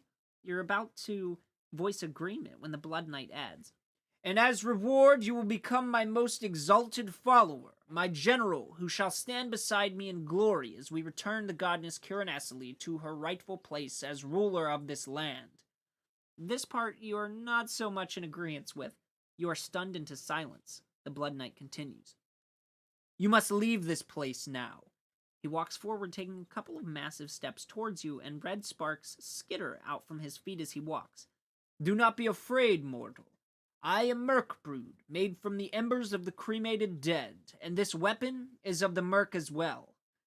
From some unseen place, the Blood Knight produces a long sword glowing with a red light, as if embers inside of it. This sword is known as the Sword of Goddess Wraith. You will use it to slay the one known as the Death Knight, and then return it to me before the dawn. If you refuse any part of this task, my followers will pursue you to the ends of the world. You shall live a cursed life, always looking over your shoulder. Are we in agreement, mortal? You take the sword in your hand. It pulsates with a volatile potency and almost hurts to hold. The dark energy runs up your arm, and you feel a little of it creep into your very soul. What is your response to the Blood Knight? Uh-oh. What should we do? We can agree with him. We can be like, hey, the first part's not good, or we can say, screw it. I'll tell you what. I have a feeling that if we try and negotiate, it's going to try and go off charisma. We have an okay charisma of 11, but that's plus 0, so it would probably be a difficult charisma check. Gonna be honest, I think we might just go ahead and accept the quest. Right? We might just go ahead and accept it.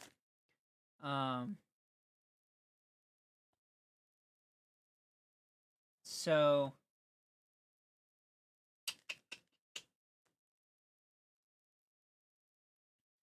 because we can go to this page back here.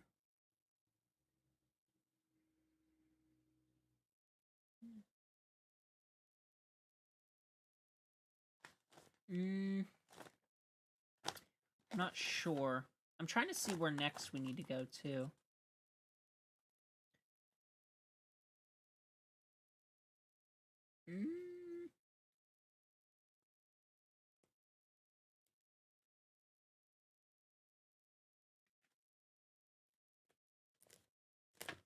I don't know. It's hard going through all of these freaking books.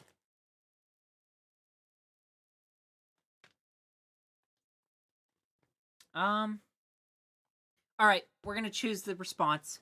Hell yeah, sign me up. All right. I was trying to see what else we could do on the map there. Not a lot.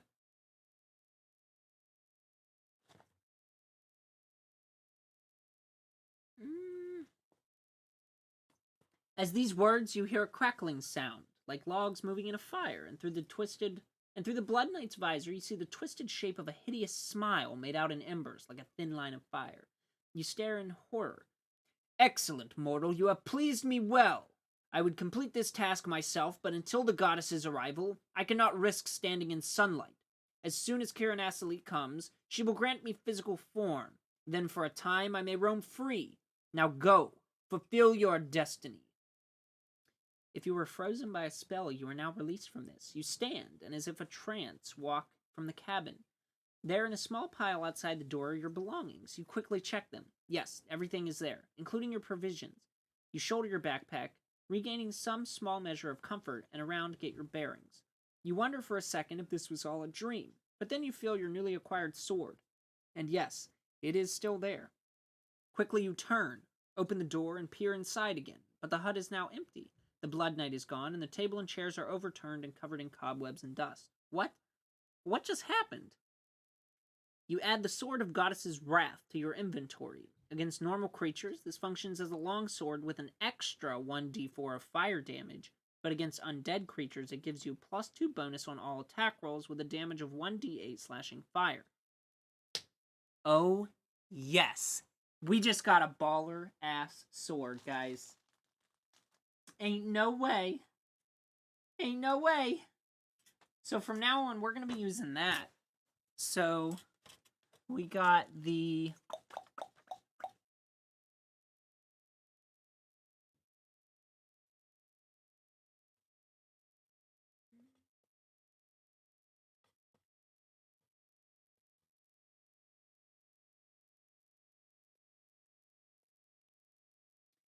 So we got the Sword of Goddess's Wrath. And for normal enemies, it does... So it does our 1d10. And 1d4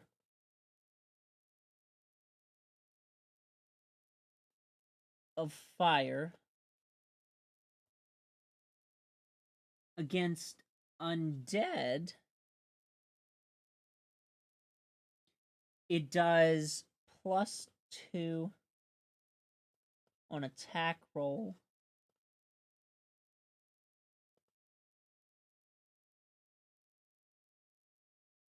With 1d8 slashing and 1d4 fire. Wow.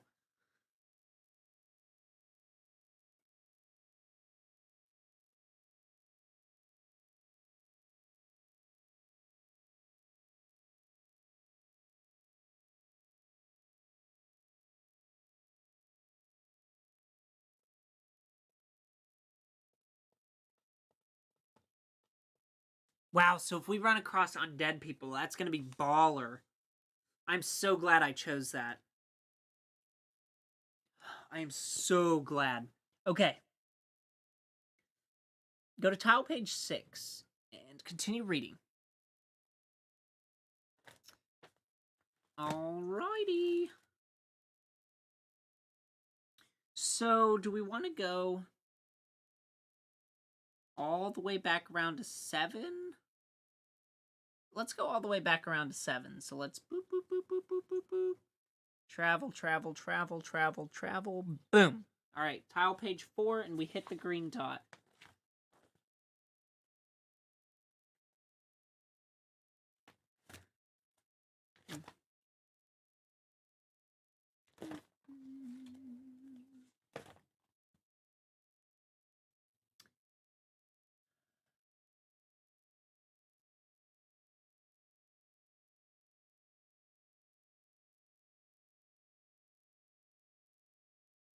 As you progress deeper into Weathercoat Wood, you realize that you are very tired. Time has a mind of its own in this forest. It is evening already. How have the hours passed so quickly? The idea of rest enters your mind. Although you know that the area you are in is less than ideal for making camp, you may be disturbed by some wandering creature. There is no telling. You may attempt to rest here and recover your hit points, but we are at maximum, so we are not going to risk setting up here. Okay, so then we're done with that, so we move on to tile page 7. We are making good progress on this, I will say. All right. Tile page 7, here we go. So we got this one. It's got a nice little stream there. And it is, I believe it's off screen now. Yeah. At this point, it's off screen. I apologize. I guess I can move it down. Yeah, I'll move it down. All right, so we enter here. A river threads through this part of Weathercoat Wood. Ahead, you see the path bends sharply to the right, and on the north side of the path sits a rock outcropping, on the front of which is an entrance to a cave. Peering inside from across the river, you see that it extends a long way. Exploring this cave is going to require you to cross a stream also, a busy torrent, about 15 feet wide and rushes from east to west, filling the forest with the sound of rushing water. Okay. So I'll tell you what.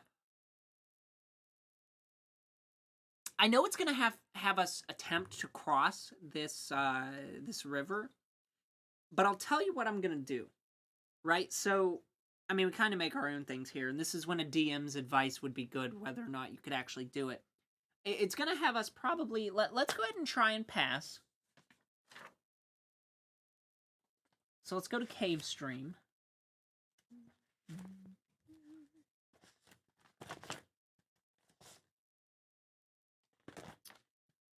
You peer into the black cave entrance that gapes at you from the other side of the river. The area around the entrance is interesting. It appears to be surrounded with discarded pottery and other what the hell? Detritus? Yeah, sure. There we go. Perhaps there was a settlement here once. Tribal societies once roamed this area freely in prehistory. Now the cave appears abandoned, and its black mouth forbidding. The stream appears to be calm, but at a glance its depths tell you that it's moving quite swiftly. It might take a bit of effort to cross. You may also take this opportunity to refill your water skin. Okay, to attempt to walk across the stream, you make an athletics check with a difficulty of 12. So what we're going to do is...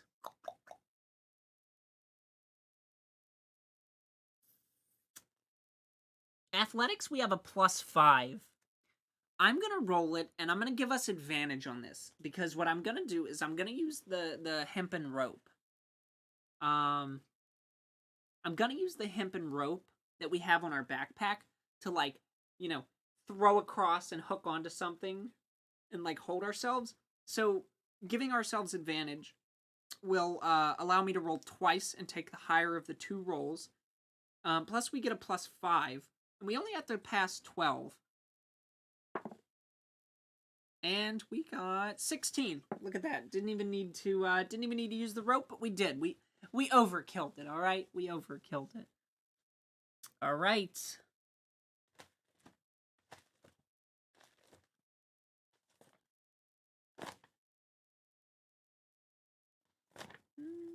The stream is deeper than it looks and reaches up to your chest at its deepest part. You lift your pack above your head to keep your provisions dry and push forward several times, slipping on mossy rocks underfoot. But finally, it gets shallower, and you soon are through the worst. You dip your head down and drink deeply of the fresh, cold stream water. You feel reinvigorated from all this short dip and quenching your thirst. Add 1 HP. Well, we're already at max, right? We're already at a max of 12. Yeah. You plunk down on the opposite bank to catch your breath. You get your bearings as you look back to the shore you came from and then slowly turn to look at the cave. Around the entrance are shards of broken pottery. A wide cave mouth leads into a long tunnel with a floor of fine, dusty sand. All right, we are entering the cave. We are entering the cave, guys.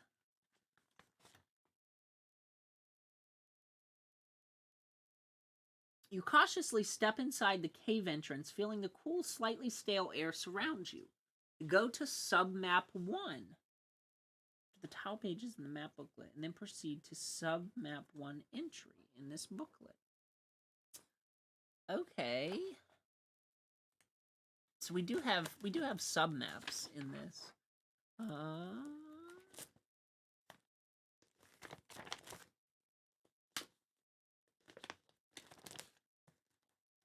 I'm trying to avoid looking at these maps. They suggested you avoid looking at them. And I'm trying to, but there's so many. Okay, here's submap 1.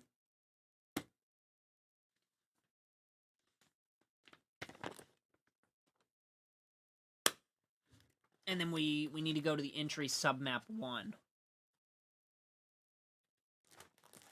Bingo. Alright, so here is the submap.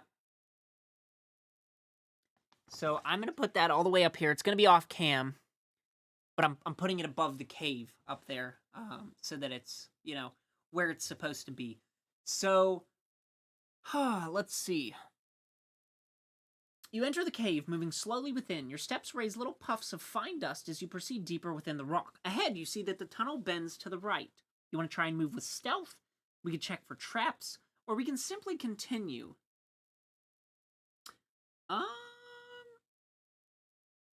Let's check for traps. Let's check for traps.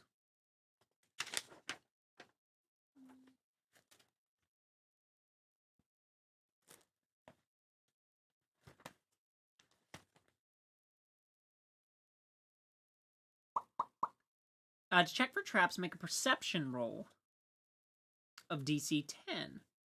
And our perception is +1. So we have to get a 9. I rolled a 13. Bingo! If successful, go to entry Trap Cave. You search the walls and floor of the tunnel, but find no traps. You do, however, see many scratches on the wall, as if someone was literally trying to dig their way through the rock with their bare hands. Uh-oh. This doesn't sound very friendly.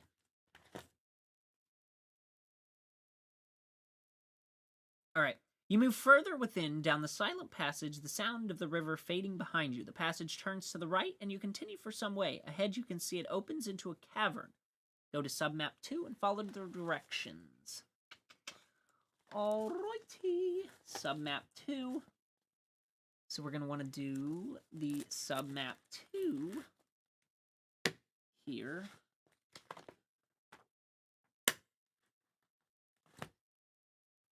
Alright, so here's the submap 2, the cavern that it opens into. So I'm going to put it way up there. Oh, gosh. Okay. Ugh. This large cavern contains little except for a large pile of bones and partially decomposed corpses in its center. You cover your mouth and nose. The smell is horrendous. Shaking your head, you move closer to the pile and see the skeletons of adults and children. What happened to these poor souls? Why did they die here? Were they not able to leave? Then you noticed, scrawled on the wall of the cavern in some unknown substance, you shudder to think what? A single word. North.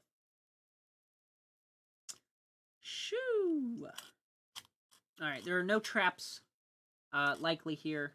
It says, you do a quick visual assessment and determine it is unlikely that there are traps here. When you are ready, go to Deep Cave. Alright. Oh gosh, I'm nervous. I'm so nervous about this.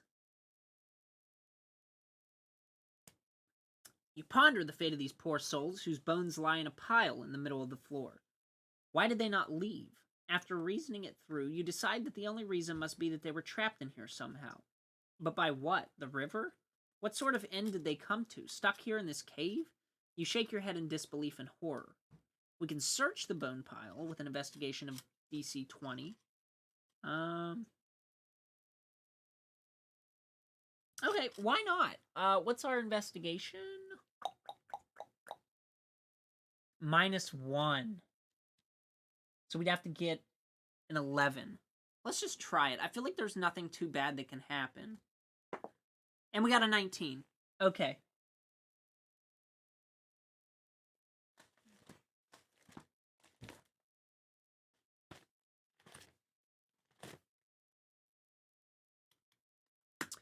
You have a scavenge around. There were people here. Lots of people. You find rings, semi-precious jewelry to the value of 10 gold pieces, if you want to take it, and a few silver pieces here.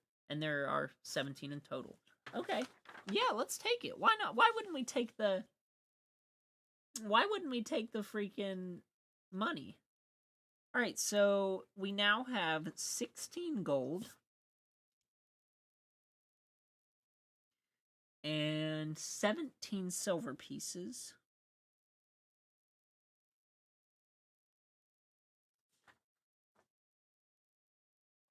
You also find, disturbingly, a child's wooden toy soldier, but nothing of real value. Then you find a silver locket. It is tarnished and dented, but you pry it open. Inside is a cameo, dirtied and smeared with blood. Just legible inside the cover of the locket are engraved to the following words. To Fastus Brant, captain of the guard of the town of Orlbar, from his father. This sets you thinking. Gods, if the captain of the guard was trapped in here, and no one came to rescue him, why and how? Surely the captain of the guard could have swum across that river and gone for help.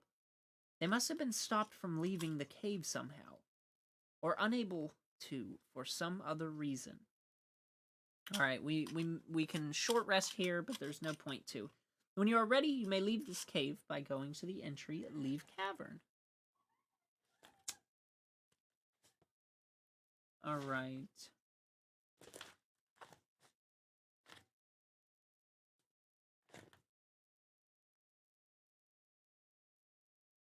You move back down through the tunnel and out to the river. With your knowledge of the dangerous sections of the river, you are now able to quickly return to the other shore without too much trouble. Return to tile page 7. Alright, so now we're back here, and we're reaching the green dot. So, let's go here to tile page 7. I lost my equipment page. Somewhere in this friggin' book, there it is. Okay. When you reach the tile adjoining the green dot in the center, go to River Dwellers.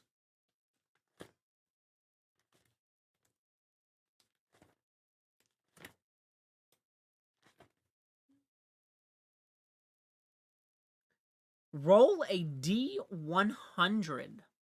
Oh gosh. Okay. Here we go. I don't even know if this is the proper D100 dice, but this is the only one that I have that kind of resembles it. We got a 40. Alright, if you score a 34 to 66...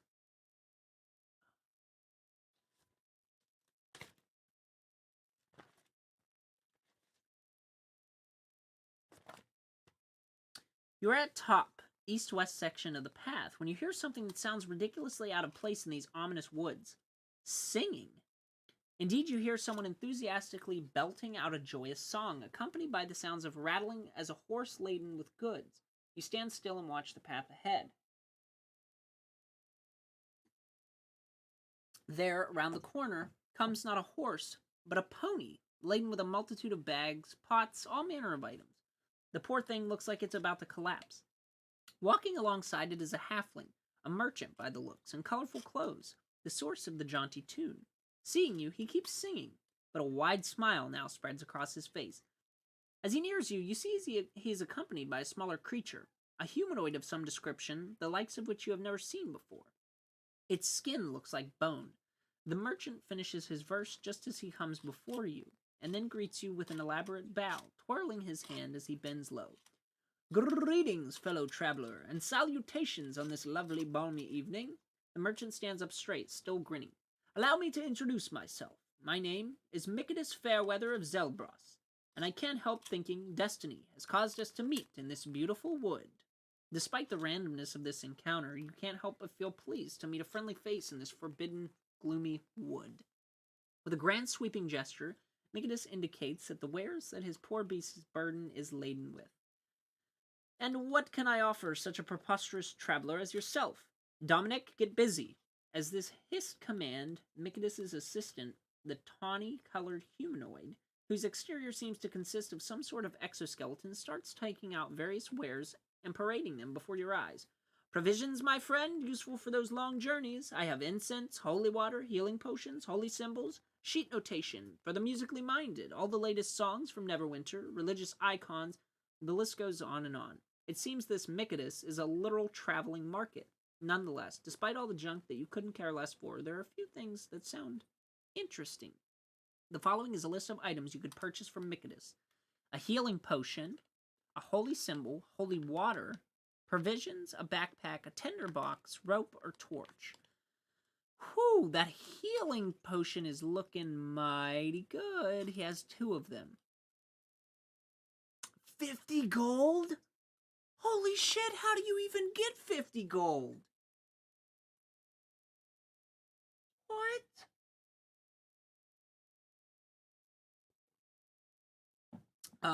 Okay. Well, we can't do that. So, we will be on our way.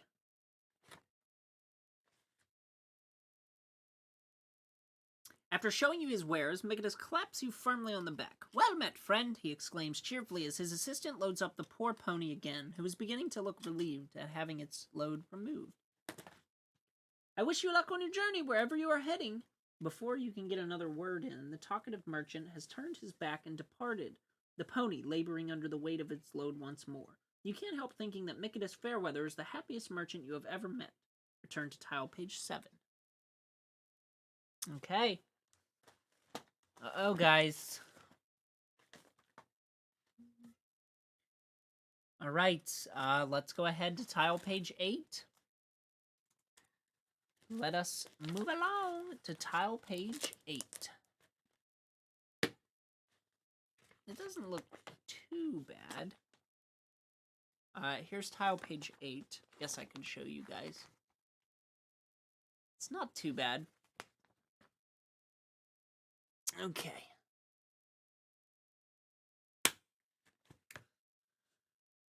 It feels as if you have been in this wood for an age. Now the dim light of evening has fallen, and darkness creeps back under the boughs of weather-coat wood.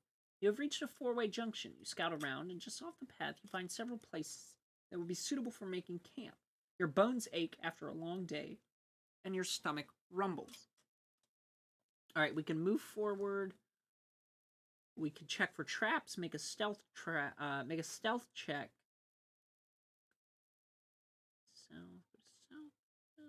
Okay, so we can investigate a hole in the ground. Oh, it's right here. I see a hole in the ground. So we can investigate that.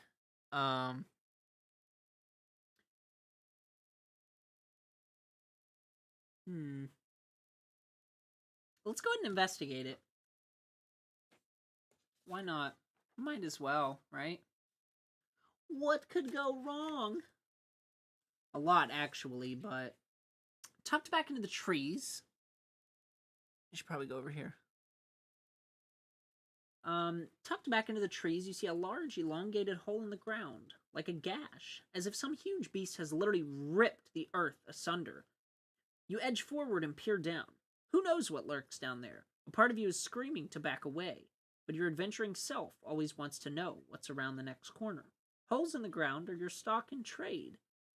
So we can lower ourselves down, or we can ignore it. Uh-oh. Let's do it. Why not?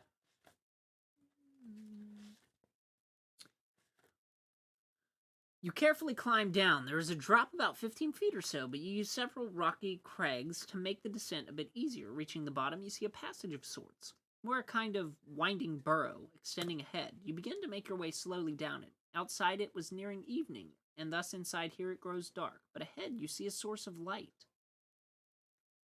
So we can either leave or go to the light. Well, we're obviously going to go to the light. I mean, that's the whole point we came down here, right?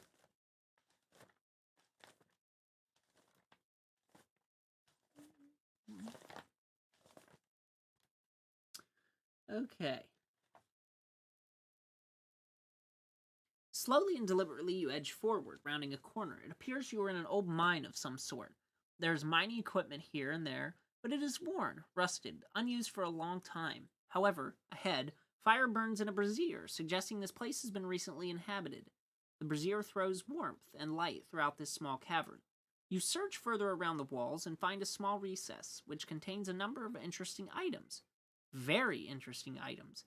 There is a chest securely locked, a small stack of scrolls and books, and a node script pile of all sorts of items, silver goblets, scattered, semi-valuable jewelry, paintings leant against the wall. A quick leaf through the scrolls, searching for more information, reveals maps of the areas scrawled over with all sorts of markings, many of which you don't understand.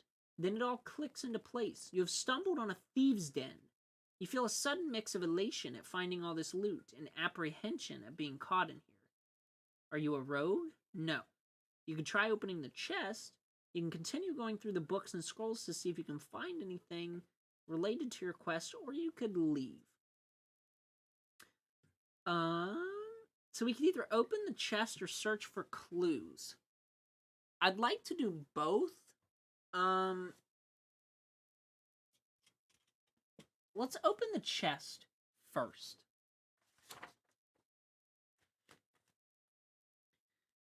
Are you checking the chest for traps?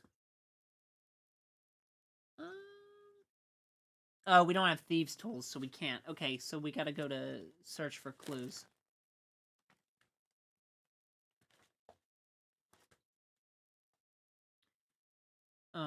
You flick through the pages of the books scattered there, and in one book you find a very pleasant surprise. The inside has been hollowed out, and inside a small pouch you open it, and it contains gems. You are no jeweler, but you recognize 3 pieces of jade, 2 large pearls, and 1 transparent, deep blue gem. A blue spinel. You know this is worth quite a lot. Quickly you pocket the gems, glancing around nervously. The jade and pearls are worth 100 gold each, and the blue spinel is worth 500 gold points. This will come in handy if you ever get out of this godforsaken wood. You pocket them quickly, and your mind racing to think all of the things you could buy with the money from these gems. Wow, man. If only we would have went to that freaking merchant after. God, that sucks, dude. Oh, if only.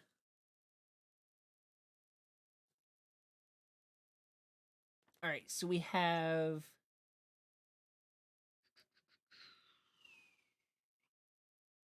3 jade and 2 pearls. 3 jade, 2 pearls, and those were 100 gold points each. And then the blue spinel worth 500 gold points.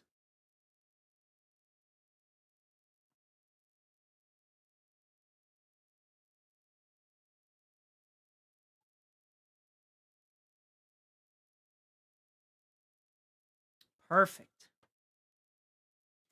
Okay, and then where does it want us to go? We can try and open the chest, but we can't, so we go to leave cave.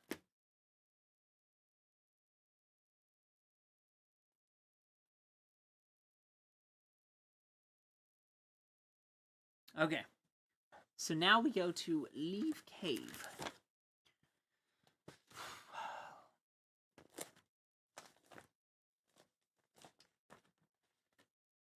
Mindful of time, you leave the little alcove, moving quickly and make to leave the abandoned mine.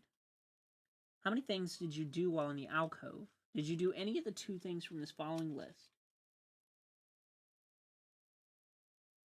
Oh, we didn't read the strange markings? I didn't know we could have done that. Okay, so now we go back, and that means we're going to head to numero 9. So we're going to go to tile page 9, baby. Let's get it. Oh, it's the river continuing on. Oh, so it folds in behind those trees on tile page 8. But then how does it come back at 9? So here's the next map. So then we're going to put it here. I guess it does kind of go up through the woods. Okay. So then we're moving into this one. We'll put our character right here. You approach a bend in the path, and you can hear a gurgle of a stream. The stream appears to be moving quite slowly, at least in this part of the wood. On the other side of the river, you see a strange-looking character, a human, reclining back on some moss and seemingly talking to himself. Is he mad? From what you've experienced of Weathercoat Wood so far, you wouldn't be surprised. And then he sees you and calls out, "It's fine, friend. Nothing will harm you here. Come, talk to me. It is rare that I have company." Okay. So we can either ignore him or go to it. Well, let's just, you know what? Let's just go to him. Why not? Why not? We got nothing better to do, right? Nothing better to do.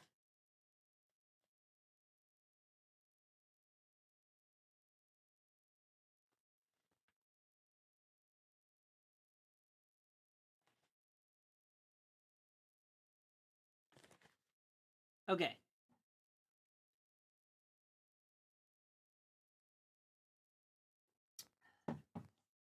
The stranger seems friendly enough, and you respond, "You seem very relaxed. Do you live here in Weathercoat Wood?"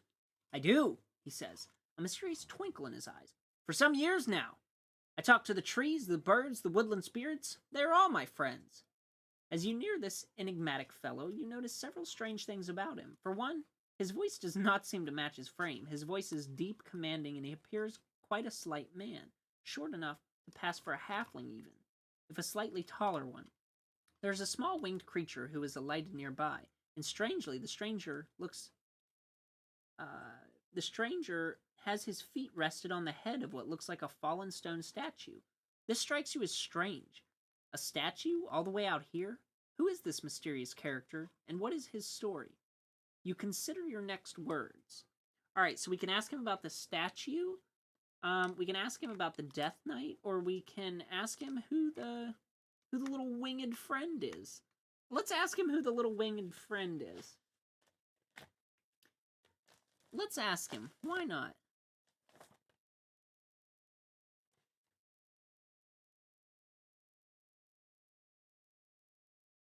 "Ah, this is my little friend, Plumeria. She grants blessings. Would you like one?" "Yeah, sure. Let's do it. Why not? Let's get a blessing from this fairy. Let's get a blessing from the fairy, right?" The little fairy flutters towards you across the stream and lands on your shoulder. "What blessing would you like me to bestow?" Plumeria asks you. "Expertise or endurance?"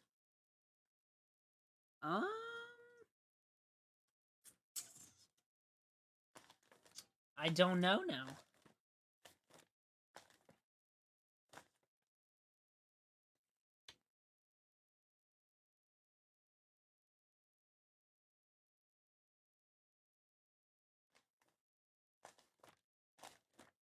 I'm trying to find the right pages here.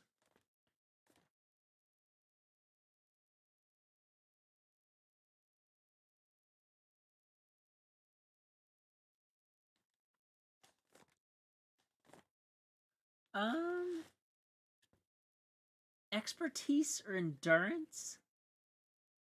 I mean, we're already dumb, so I feel like expertise would be kind of useless. endurance might be better because, you know, we have a high strength, high dexterity. Let's go for endurance.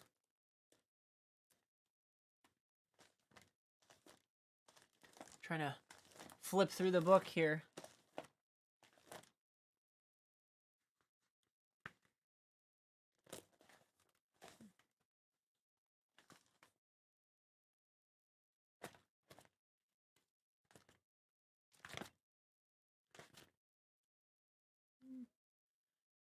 Plumeria flutters in close. If you are defeated by the Death Knight, she says quietly, out of earshot of the stranger on the other side of the river.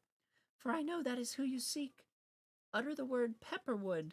You will be rescued from a fate worse than death itself. And now... She flutters right up to your ear and whispers, Run, he is insane. Get away from here. Wasting no time, you kick out of your heels and break into a sprint. Oh, shit. So that guy is crazy. Nice. Well, I'll tell you what we do have is we have a new special thing. So, for the Death Knight, right?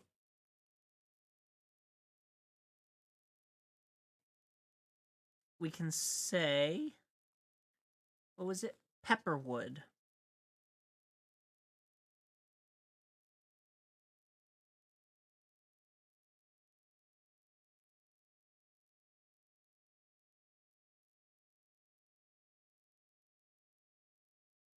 If defeated.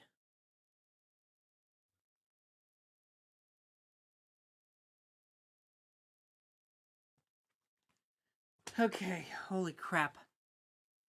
Alright. So now we're sprinting the hell away from this guy.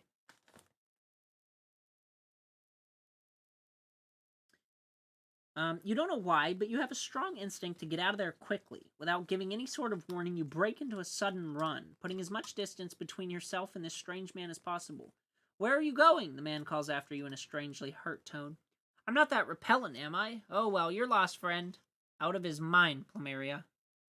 Something tells you that you may have just escaped a very dangerous encounter. Move to the edge of the tile page and onto a connecting map immediately. All right, so we're on 9. So we've went through 1, 2, 3, 4, 5, 6, 7, 8, 9. I don't see 10 on here anywhere. I see 11. So we need to sprint out of there. And we're going to go up here to map 11. Oh, gosh.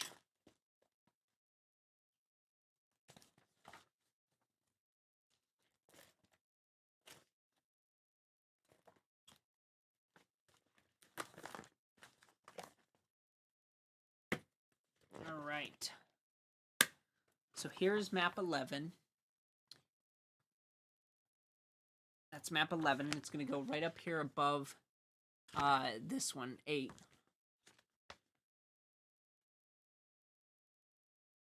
Okay, so now we are up here, and there's a stream immediately.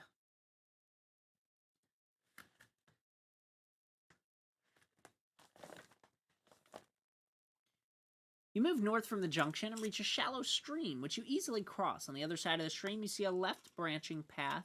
On the corner of this path is the sign, the words worn away by weather. It reads, Cemetery, and an arrow points down the left path. Ahead, you see the wood opens out, and a field is beyond. Your heart lifts a little, but then you remember poor Derek Brumont. There are no entries associated with this tile page. Go west to the left to tile page 10 and follow the instructions. To go west, go to tile page 10. Oh, and to go north, go to tile page 12. Okay, let's do 10. Let's do 10 simply because that is to the west. All right. So here's tile page 10. Looks like a cemetery. Yeah. So, oh gosh, I'm out of room myself.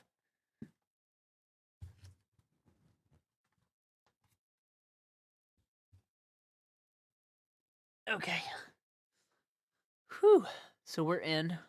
You guys can't see it, but honestly, neither can I, to be honest. Slowly, with a weapon at the ready, you make your way into the slightly disheveled-looking cemetery. Gravestones are crooked in places, but here and there are freshly placed flowers. At the far end of the cemetery, you see a large crypt, like a dome that has been cut in half. Ornate metal gates stand before a stone door. There is a plaque on the outside, but it is too far to read. With foreboding in the pit of your stomach, you edge forward into this haven of perished souls. Whew, okay. We can check for traps. Roll perception of 15.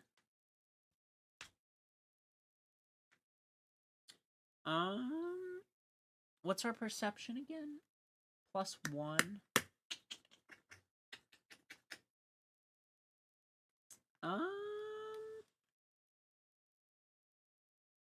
Shoot.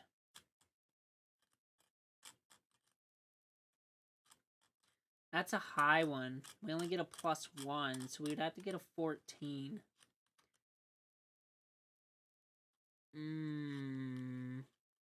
Might as well. I mean, it's better than just leaving.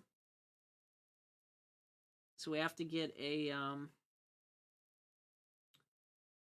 we have to get a 14. We got a friggin' 2. Welp.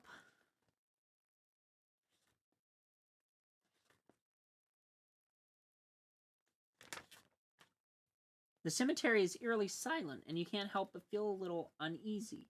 There is a sense of foreboding. The tall trees which surround the cemetery stand like sentinels, watching you progress through the garden of the long dead.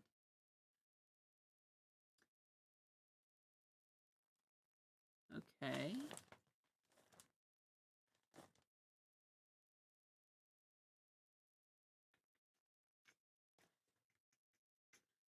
If you have not yet made a stealth check, make one now with a difficulty of 14. Uh-oh. Stealth, we have a +2. So we have to roll a 12. We've been bad on dice rolls recently. Let's give it a good luck. Hello, Damien. 16, baby. Let's go.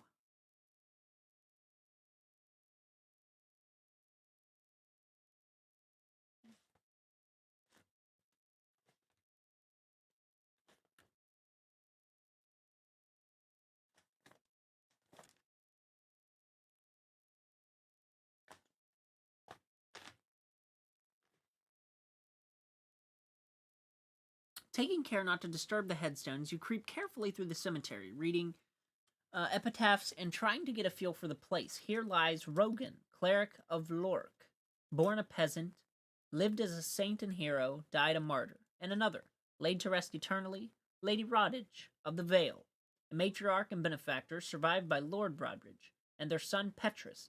It seems this little cemetery is filled with lords and ladies and adventurers of high distinction. Have we already checked for traps? Did we check for the traps? Did we? I think we did, right?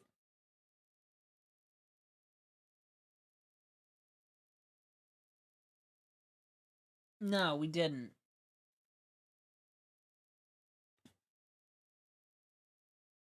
Or did we? God, I can't remember now.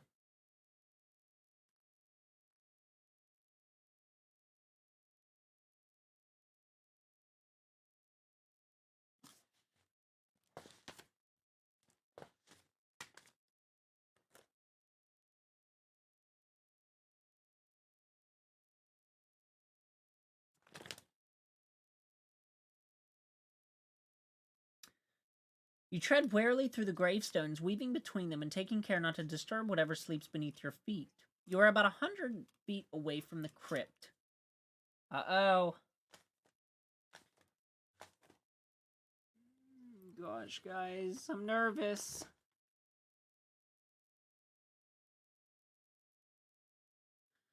You walk slowly forward, primed for any surprises that might suddenly present themselves. As you near the crypt, you see that it is ornately carved and also set in a solid bank of earth that sits behind it. It appears the crypt extends underground some way. It doesn't take a dwarf to see that whoever constructed this for their lavish in taste. Above the door is a coat of arms with a small plaque set beneath. It reads, "Together for all eternity, abiding peacefully in the rays of Ammonitor, the family of," where the name of this family was presumably carved before. Now the marble has been chipped away until unrecognizable. You can possibly see the top of an A near the middle of what used to be the name, but that is all. You see that the gates and the double stone doors beyond are ever so slightly ajar. Alright, so should we check for traps? Let's try it. Let's check gate traps. Make a perception roll of DC 12. Okay, so we have, what, a +2 on perception? +1. Here we go, so we gotta get an 11. We got a 15. Okay.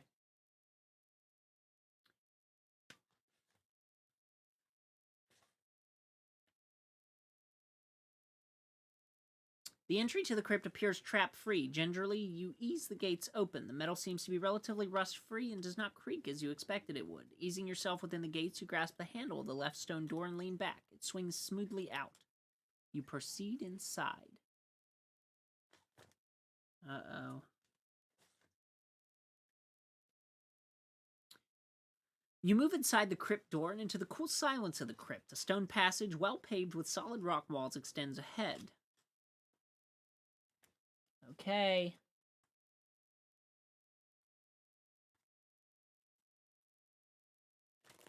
Now we look at submap 3.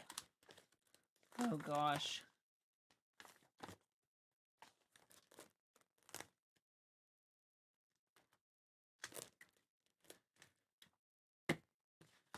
All right. Here's submap 3. And it is... I'm just going to leave it lay over here. Okay. Creeping warily forward, you peer down the passageway and see a chamber at the end. A brief inspection here reveals no traps. And you move forward, listening, watching your periphery, all your senses heightened. You enter a large chamber, and on either side are marble plinths. 4 in all, each topped with a coffin. The air is stale and musty. There is an exit on the far side of the room, and you can see that it continues for a short way and bends to the right.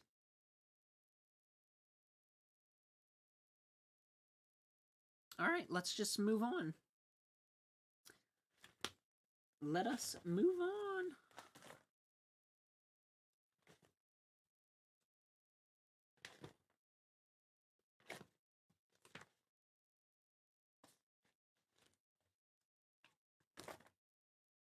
The room is silent and smells of decay. The 4 coffins are well kept, though, and they don't look especially old. The wood is of a high quality, and amongst the musty smell, there is also the aroma of lacquer in the air. A sure sign of wealth. Whoever this dead family was, they were not short of gold. The exit on the far side leads into an open passageway that continues and bends right. To open one of the coffins, or proceed to the exit. Oh, we gotta open a coffin, man. We gotta open a coffin. You try to lift one of the coffin lids, but they are nailed securely in place. There's little left to do but proceed to the exit. It was worth a shot, right? You proceed into the passageway and make your way towards the bend. Okay, so now we have submap 4. Gosh.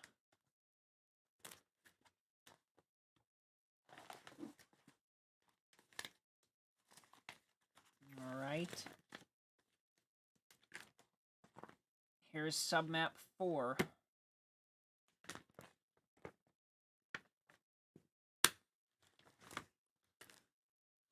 So here's what we've got going on here in submap 4. Oh, goodness. Okay. You edge forward and fancy you hear something. From far down the passage ahead, your heart leaps at the sound and you freeze. but all falls silent again. Slowly you move forward again, gripping the handle of your weapon. Alright, let's just keep going.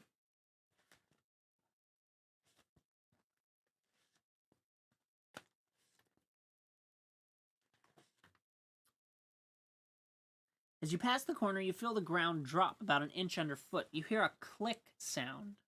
Can't be good. Make a dex saving throw with 15. Uh-oh.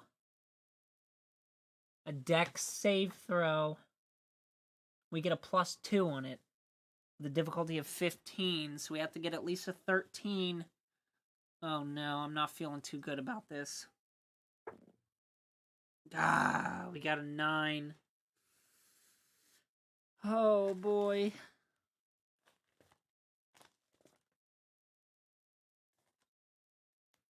Two large, scything blades come down, swinging out towards you. You try to dodge them, but too late. One of the blades catches you just as you are moving out of the way. Roll 1d6 plus 1 and take the damage. Oh no.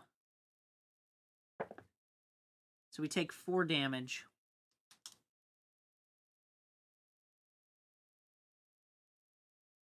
So that leaves us with 8 health.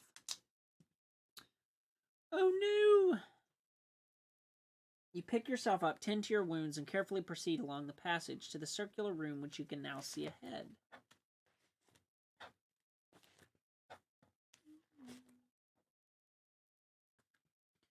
This room is perfectly circular, and unlike the last one, does not smell musty. There is a faint smell of incense here.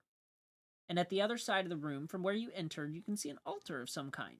Rubble is scattered across the altar and the floor at its base. To investigate this rubble, or continue towards the exit, let's investigate the rubble.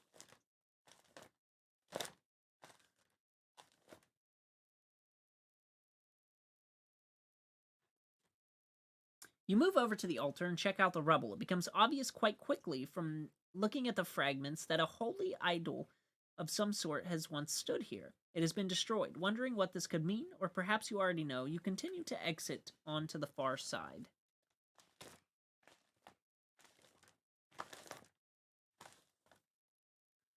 You hear the same sound again, much clearer than before. Someone is in pain, groaning and pleading. It sounds like a boy. You breathe silently, steadying your nerves and moving slowly forward, your mind surprisingly clear. Okay, moving on to submap 5.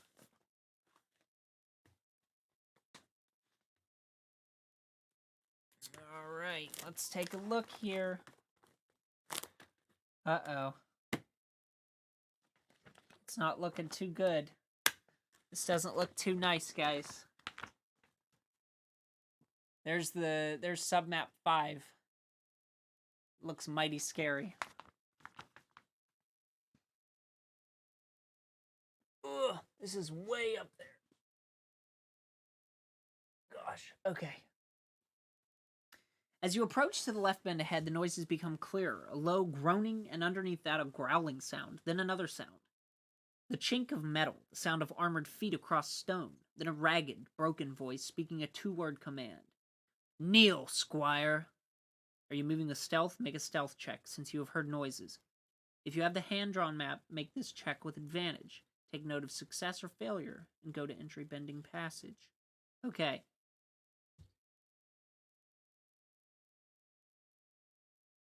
Let's try stealth. DC of 10. And we get +2. So we need an 8. Oh my god, we got a crit failure, so that means we're gonna be extra loud. That's what I'm doing to myself. Since we got a crit failure.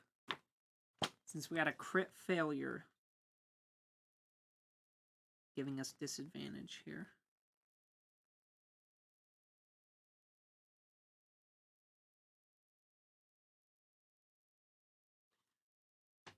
Okay.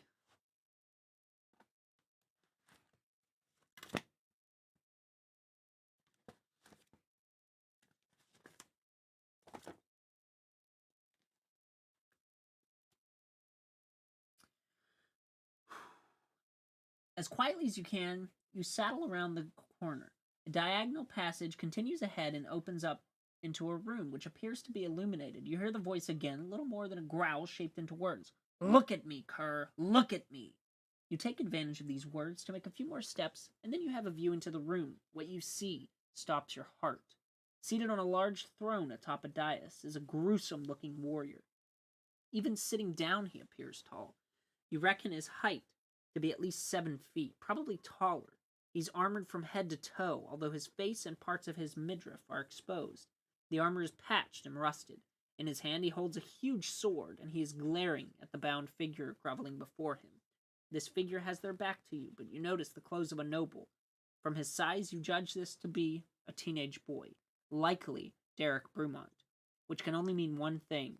The big, ugly guy on the throne is the Death Knight, and it looks as though you have arrived just in time. This appears to be a squiring ceremony. You feel a malevolent energy pulsing from the warrior, watching your mind race as you carefully consider your next move.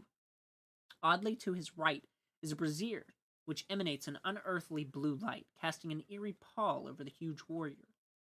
Place a token to represent the Death Knight on the throne, and one representing you near the door.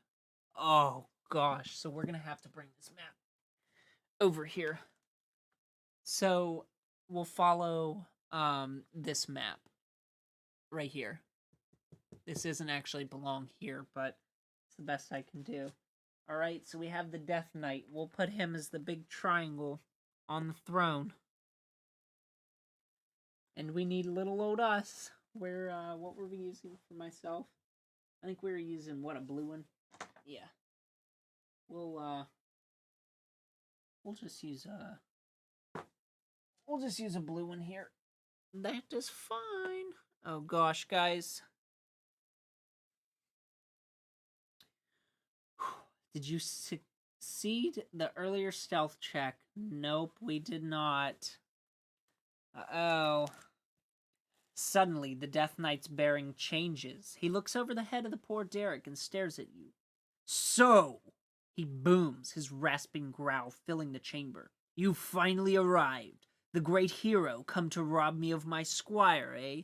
There is a brief pause, and then the creature breaks into a hollow, grating laugh, which reverberates off the stone walls. Finally, he recomposes himself and stands, uttering, "Prepare to die, fool." Uh-oh. Guys, this is it. This is like the boss fight right here.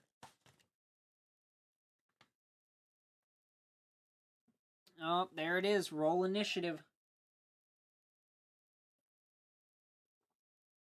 For yourself and the Death Knight. His initiative bonus is +1. Oh, gosh. Okay, so we get a +2, and he gets a +1. So let's get the purple dice, which is the enemy. He has 9 initiative. And we have 3. Oh, gosh.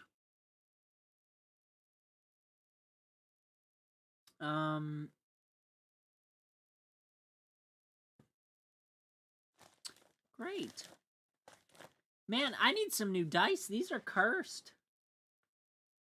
As he prepares to attack, the Death Knight pauses and smiles at you. A chilling sight to behold. Then from his bony, decimated gut, a horrid laugh arises, filling the chamber and echoing all around. The air is laced with fear, and Derek Brumont cowers into a corner, whimpering and covering his face. Make a wisdom save to see if the Death Knight's fear aura affects you. Okay, our wisdom is +1. We gotta make a save of 13. So we need to get 12 or higher. And we got 19. Okay.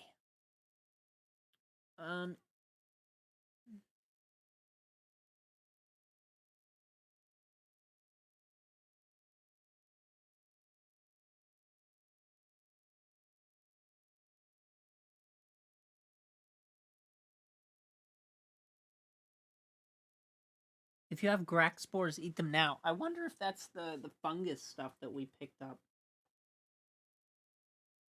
Because didn't we pick up... Yeah, we picked up some kind of fungus. Right? But I guess we never really actually learned what they were. But I'm assuming the green fungi is the crack spores. It says if you have them, eat them now. So I'm going to eat the fungi.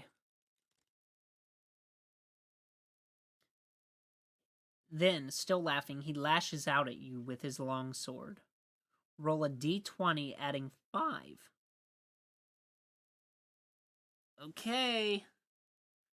Uh-oh. 11 plus 5 is 16. That is definitely higher than my AC. So we roll damage. 1d8 plus 3. Oh, gosh.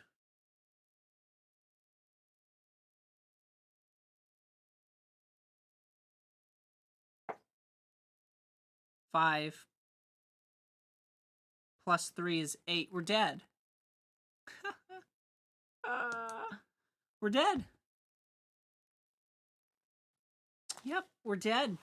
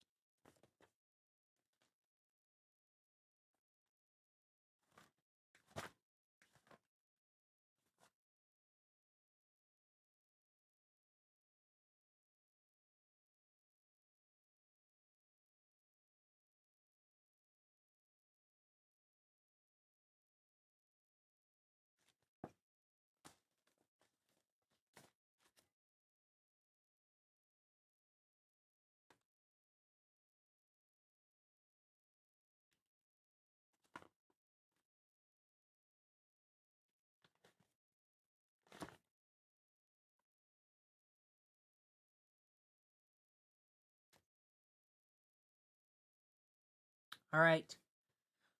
The Death Knight moves in for the killing blow, and he drops you, but stops just short of finishing you completely. Do you have a word that you were given, spoken to you by a fairy? If so, go to the entry of that name now. Oh, we did. Pepperwood. Oh my god. Oh my god, this fairy may just have saved us.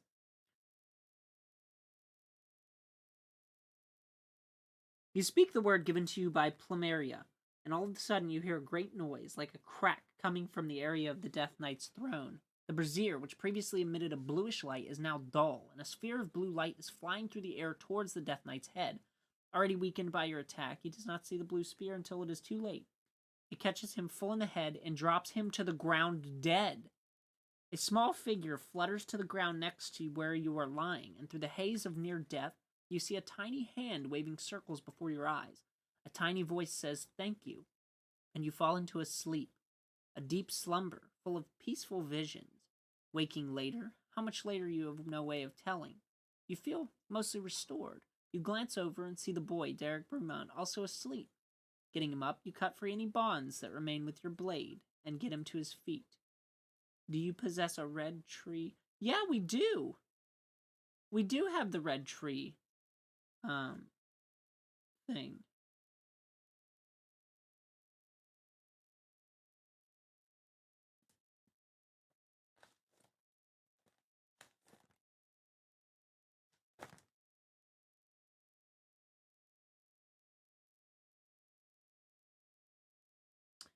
Taking out the stake, whittling it to a point, you place it on the Death Knight's chest and smash it through his heart with all the force you can muster. On the third blow, the rickety corpse crumbles into ashes. There is the faintest of sighs, and then all falls still. Quickly you move over to Derek Brumont and grab him by the arm. "Let's go," you command, and pull him to his feet. Both of you run from the chamber. Whew.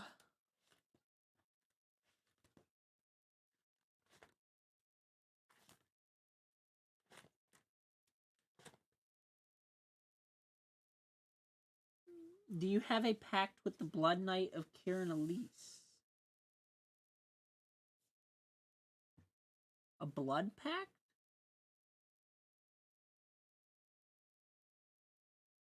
Yeah, because we had that weapon, right? So that would be our blood pact.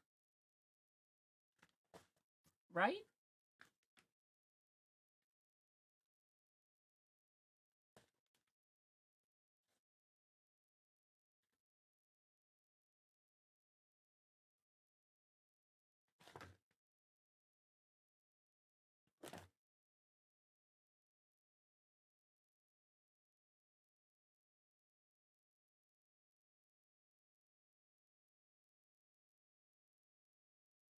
Yeah, I think so.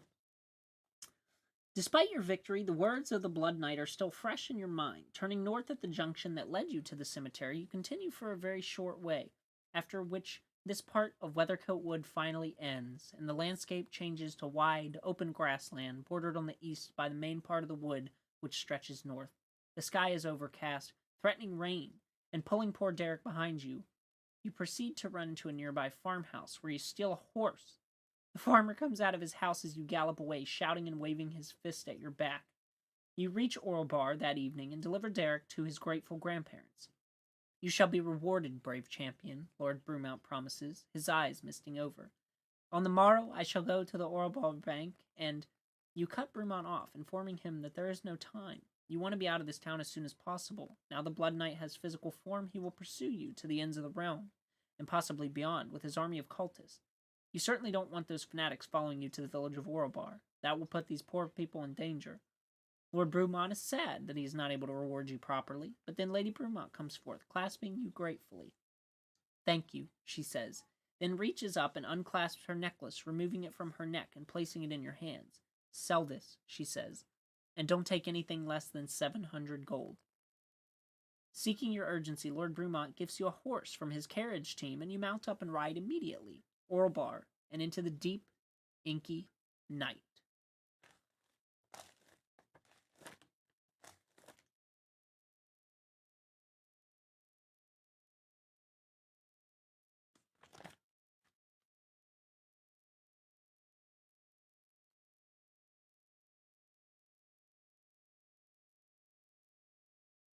So we got, what did she give us?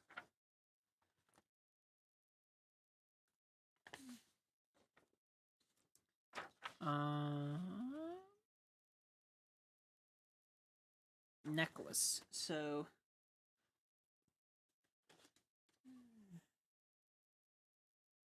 Lady Brumont necklace.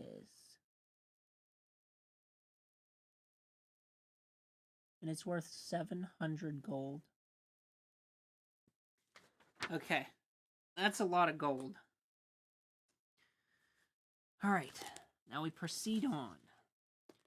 Congratulations, worthy adventurer. You have proved more than equal to the task. You completed the mission, rescuing Derek Brumont, and gaining valuable experience along the way. You should now progress to level 3. Level up your player character and prepare yourself for the next adventure. Keep this player character sheet and advance them to level 3, which is the level my next adventure will be set at. And check out the sequel solo adventure, Tyrant of Zental Keep. Thank you for playing the Death Knight's Squire. Until next time. Wow, so we did it. We did the whole thing. Oh my gosh. That's crazy. I didn't know we were going to complete the whole thing today. I was just kind of getting excited and keeping going. Huh. Well, I'll tell you what. I thoroughly freaking enjoyed that. Let me just say. So I guess we did it. Let me get the microphone and pick it up here and walk back over. I'm just kind of casually holding the there we go. Casually holding the microphone here. Hold on. Let's just do this.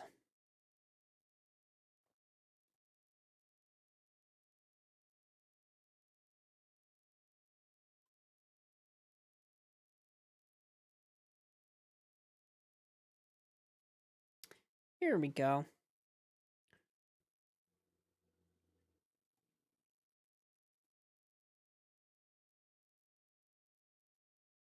Perfect. We'll just keep that. I guess we could do the full screen, but let's see. Hold on. There's a mess going on over there. You can see I have all my stuff a huge mess. But yeah. That was gotta get back down on the floor here. Oh god. Oh, my knees. Yeah, so there's the webcam I had set up. There it is. Pointed, literally just pointed downward. That was crazy though. I can't believe I beat it all in one sitting. I didn't think I was gonna beat that all in one sitting, to be honest with you. There we go. I'll move things forward here. But yeah, holy crap. We did it. I'm proud. That was actually kind of fun, not gonna lie. Now it just makes me want so bad to get back together with the group of people that I played with before and play like a full freaking adventure with all of us. That would be freaking incredible. But yeah. I think we're going to end it off here. But the cool thing is though, so what I'm excited for is since there are sequels or whatever, well, the one I think was a standalone. I'm not sure.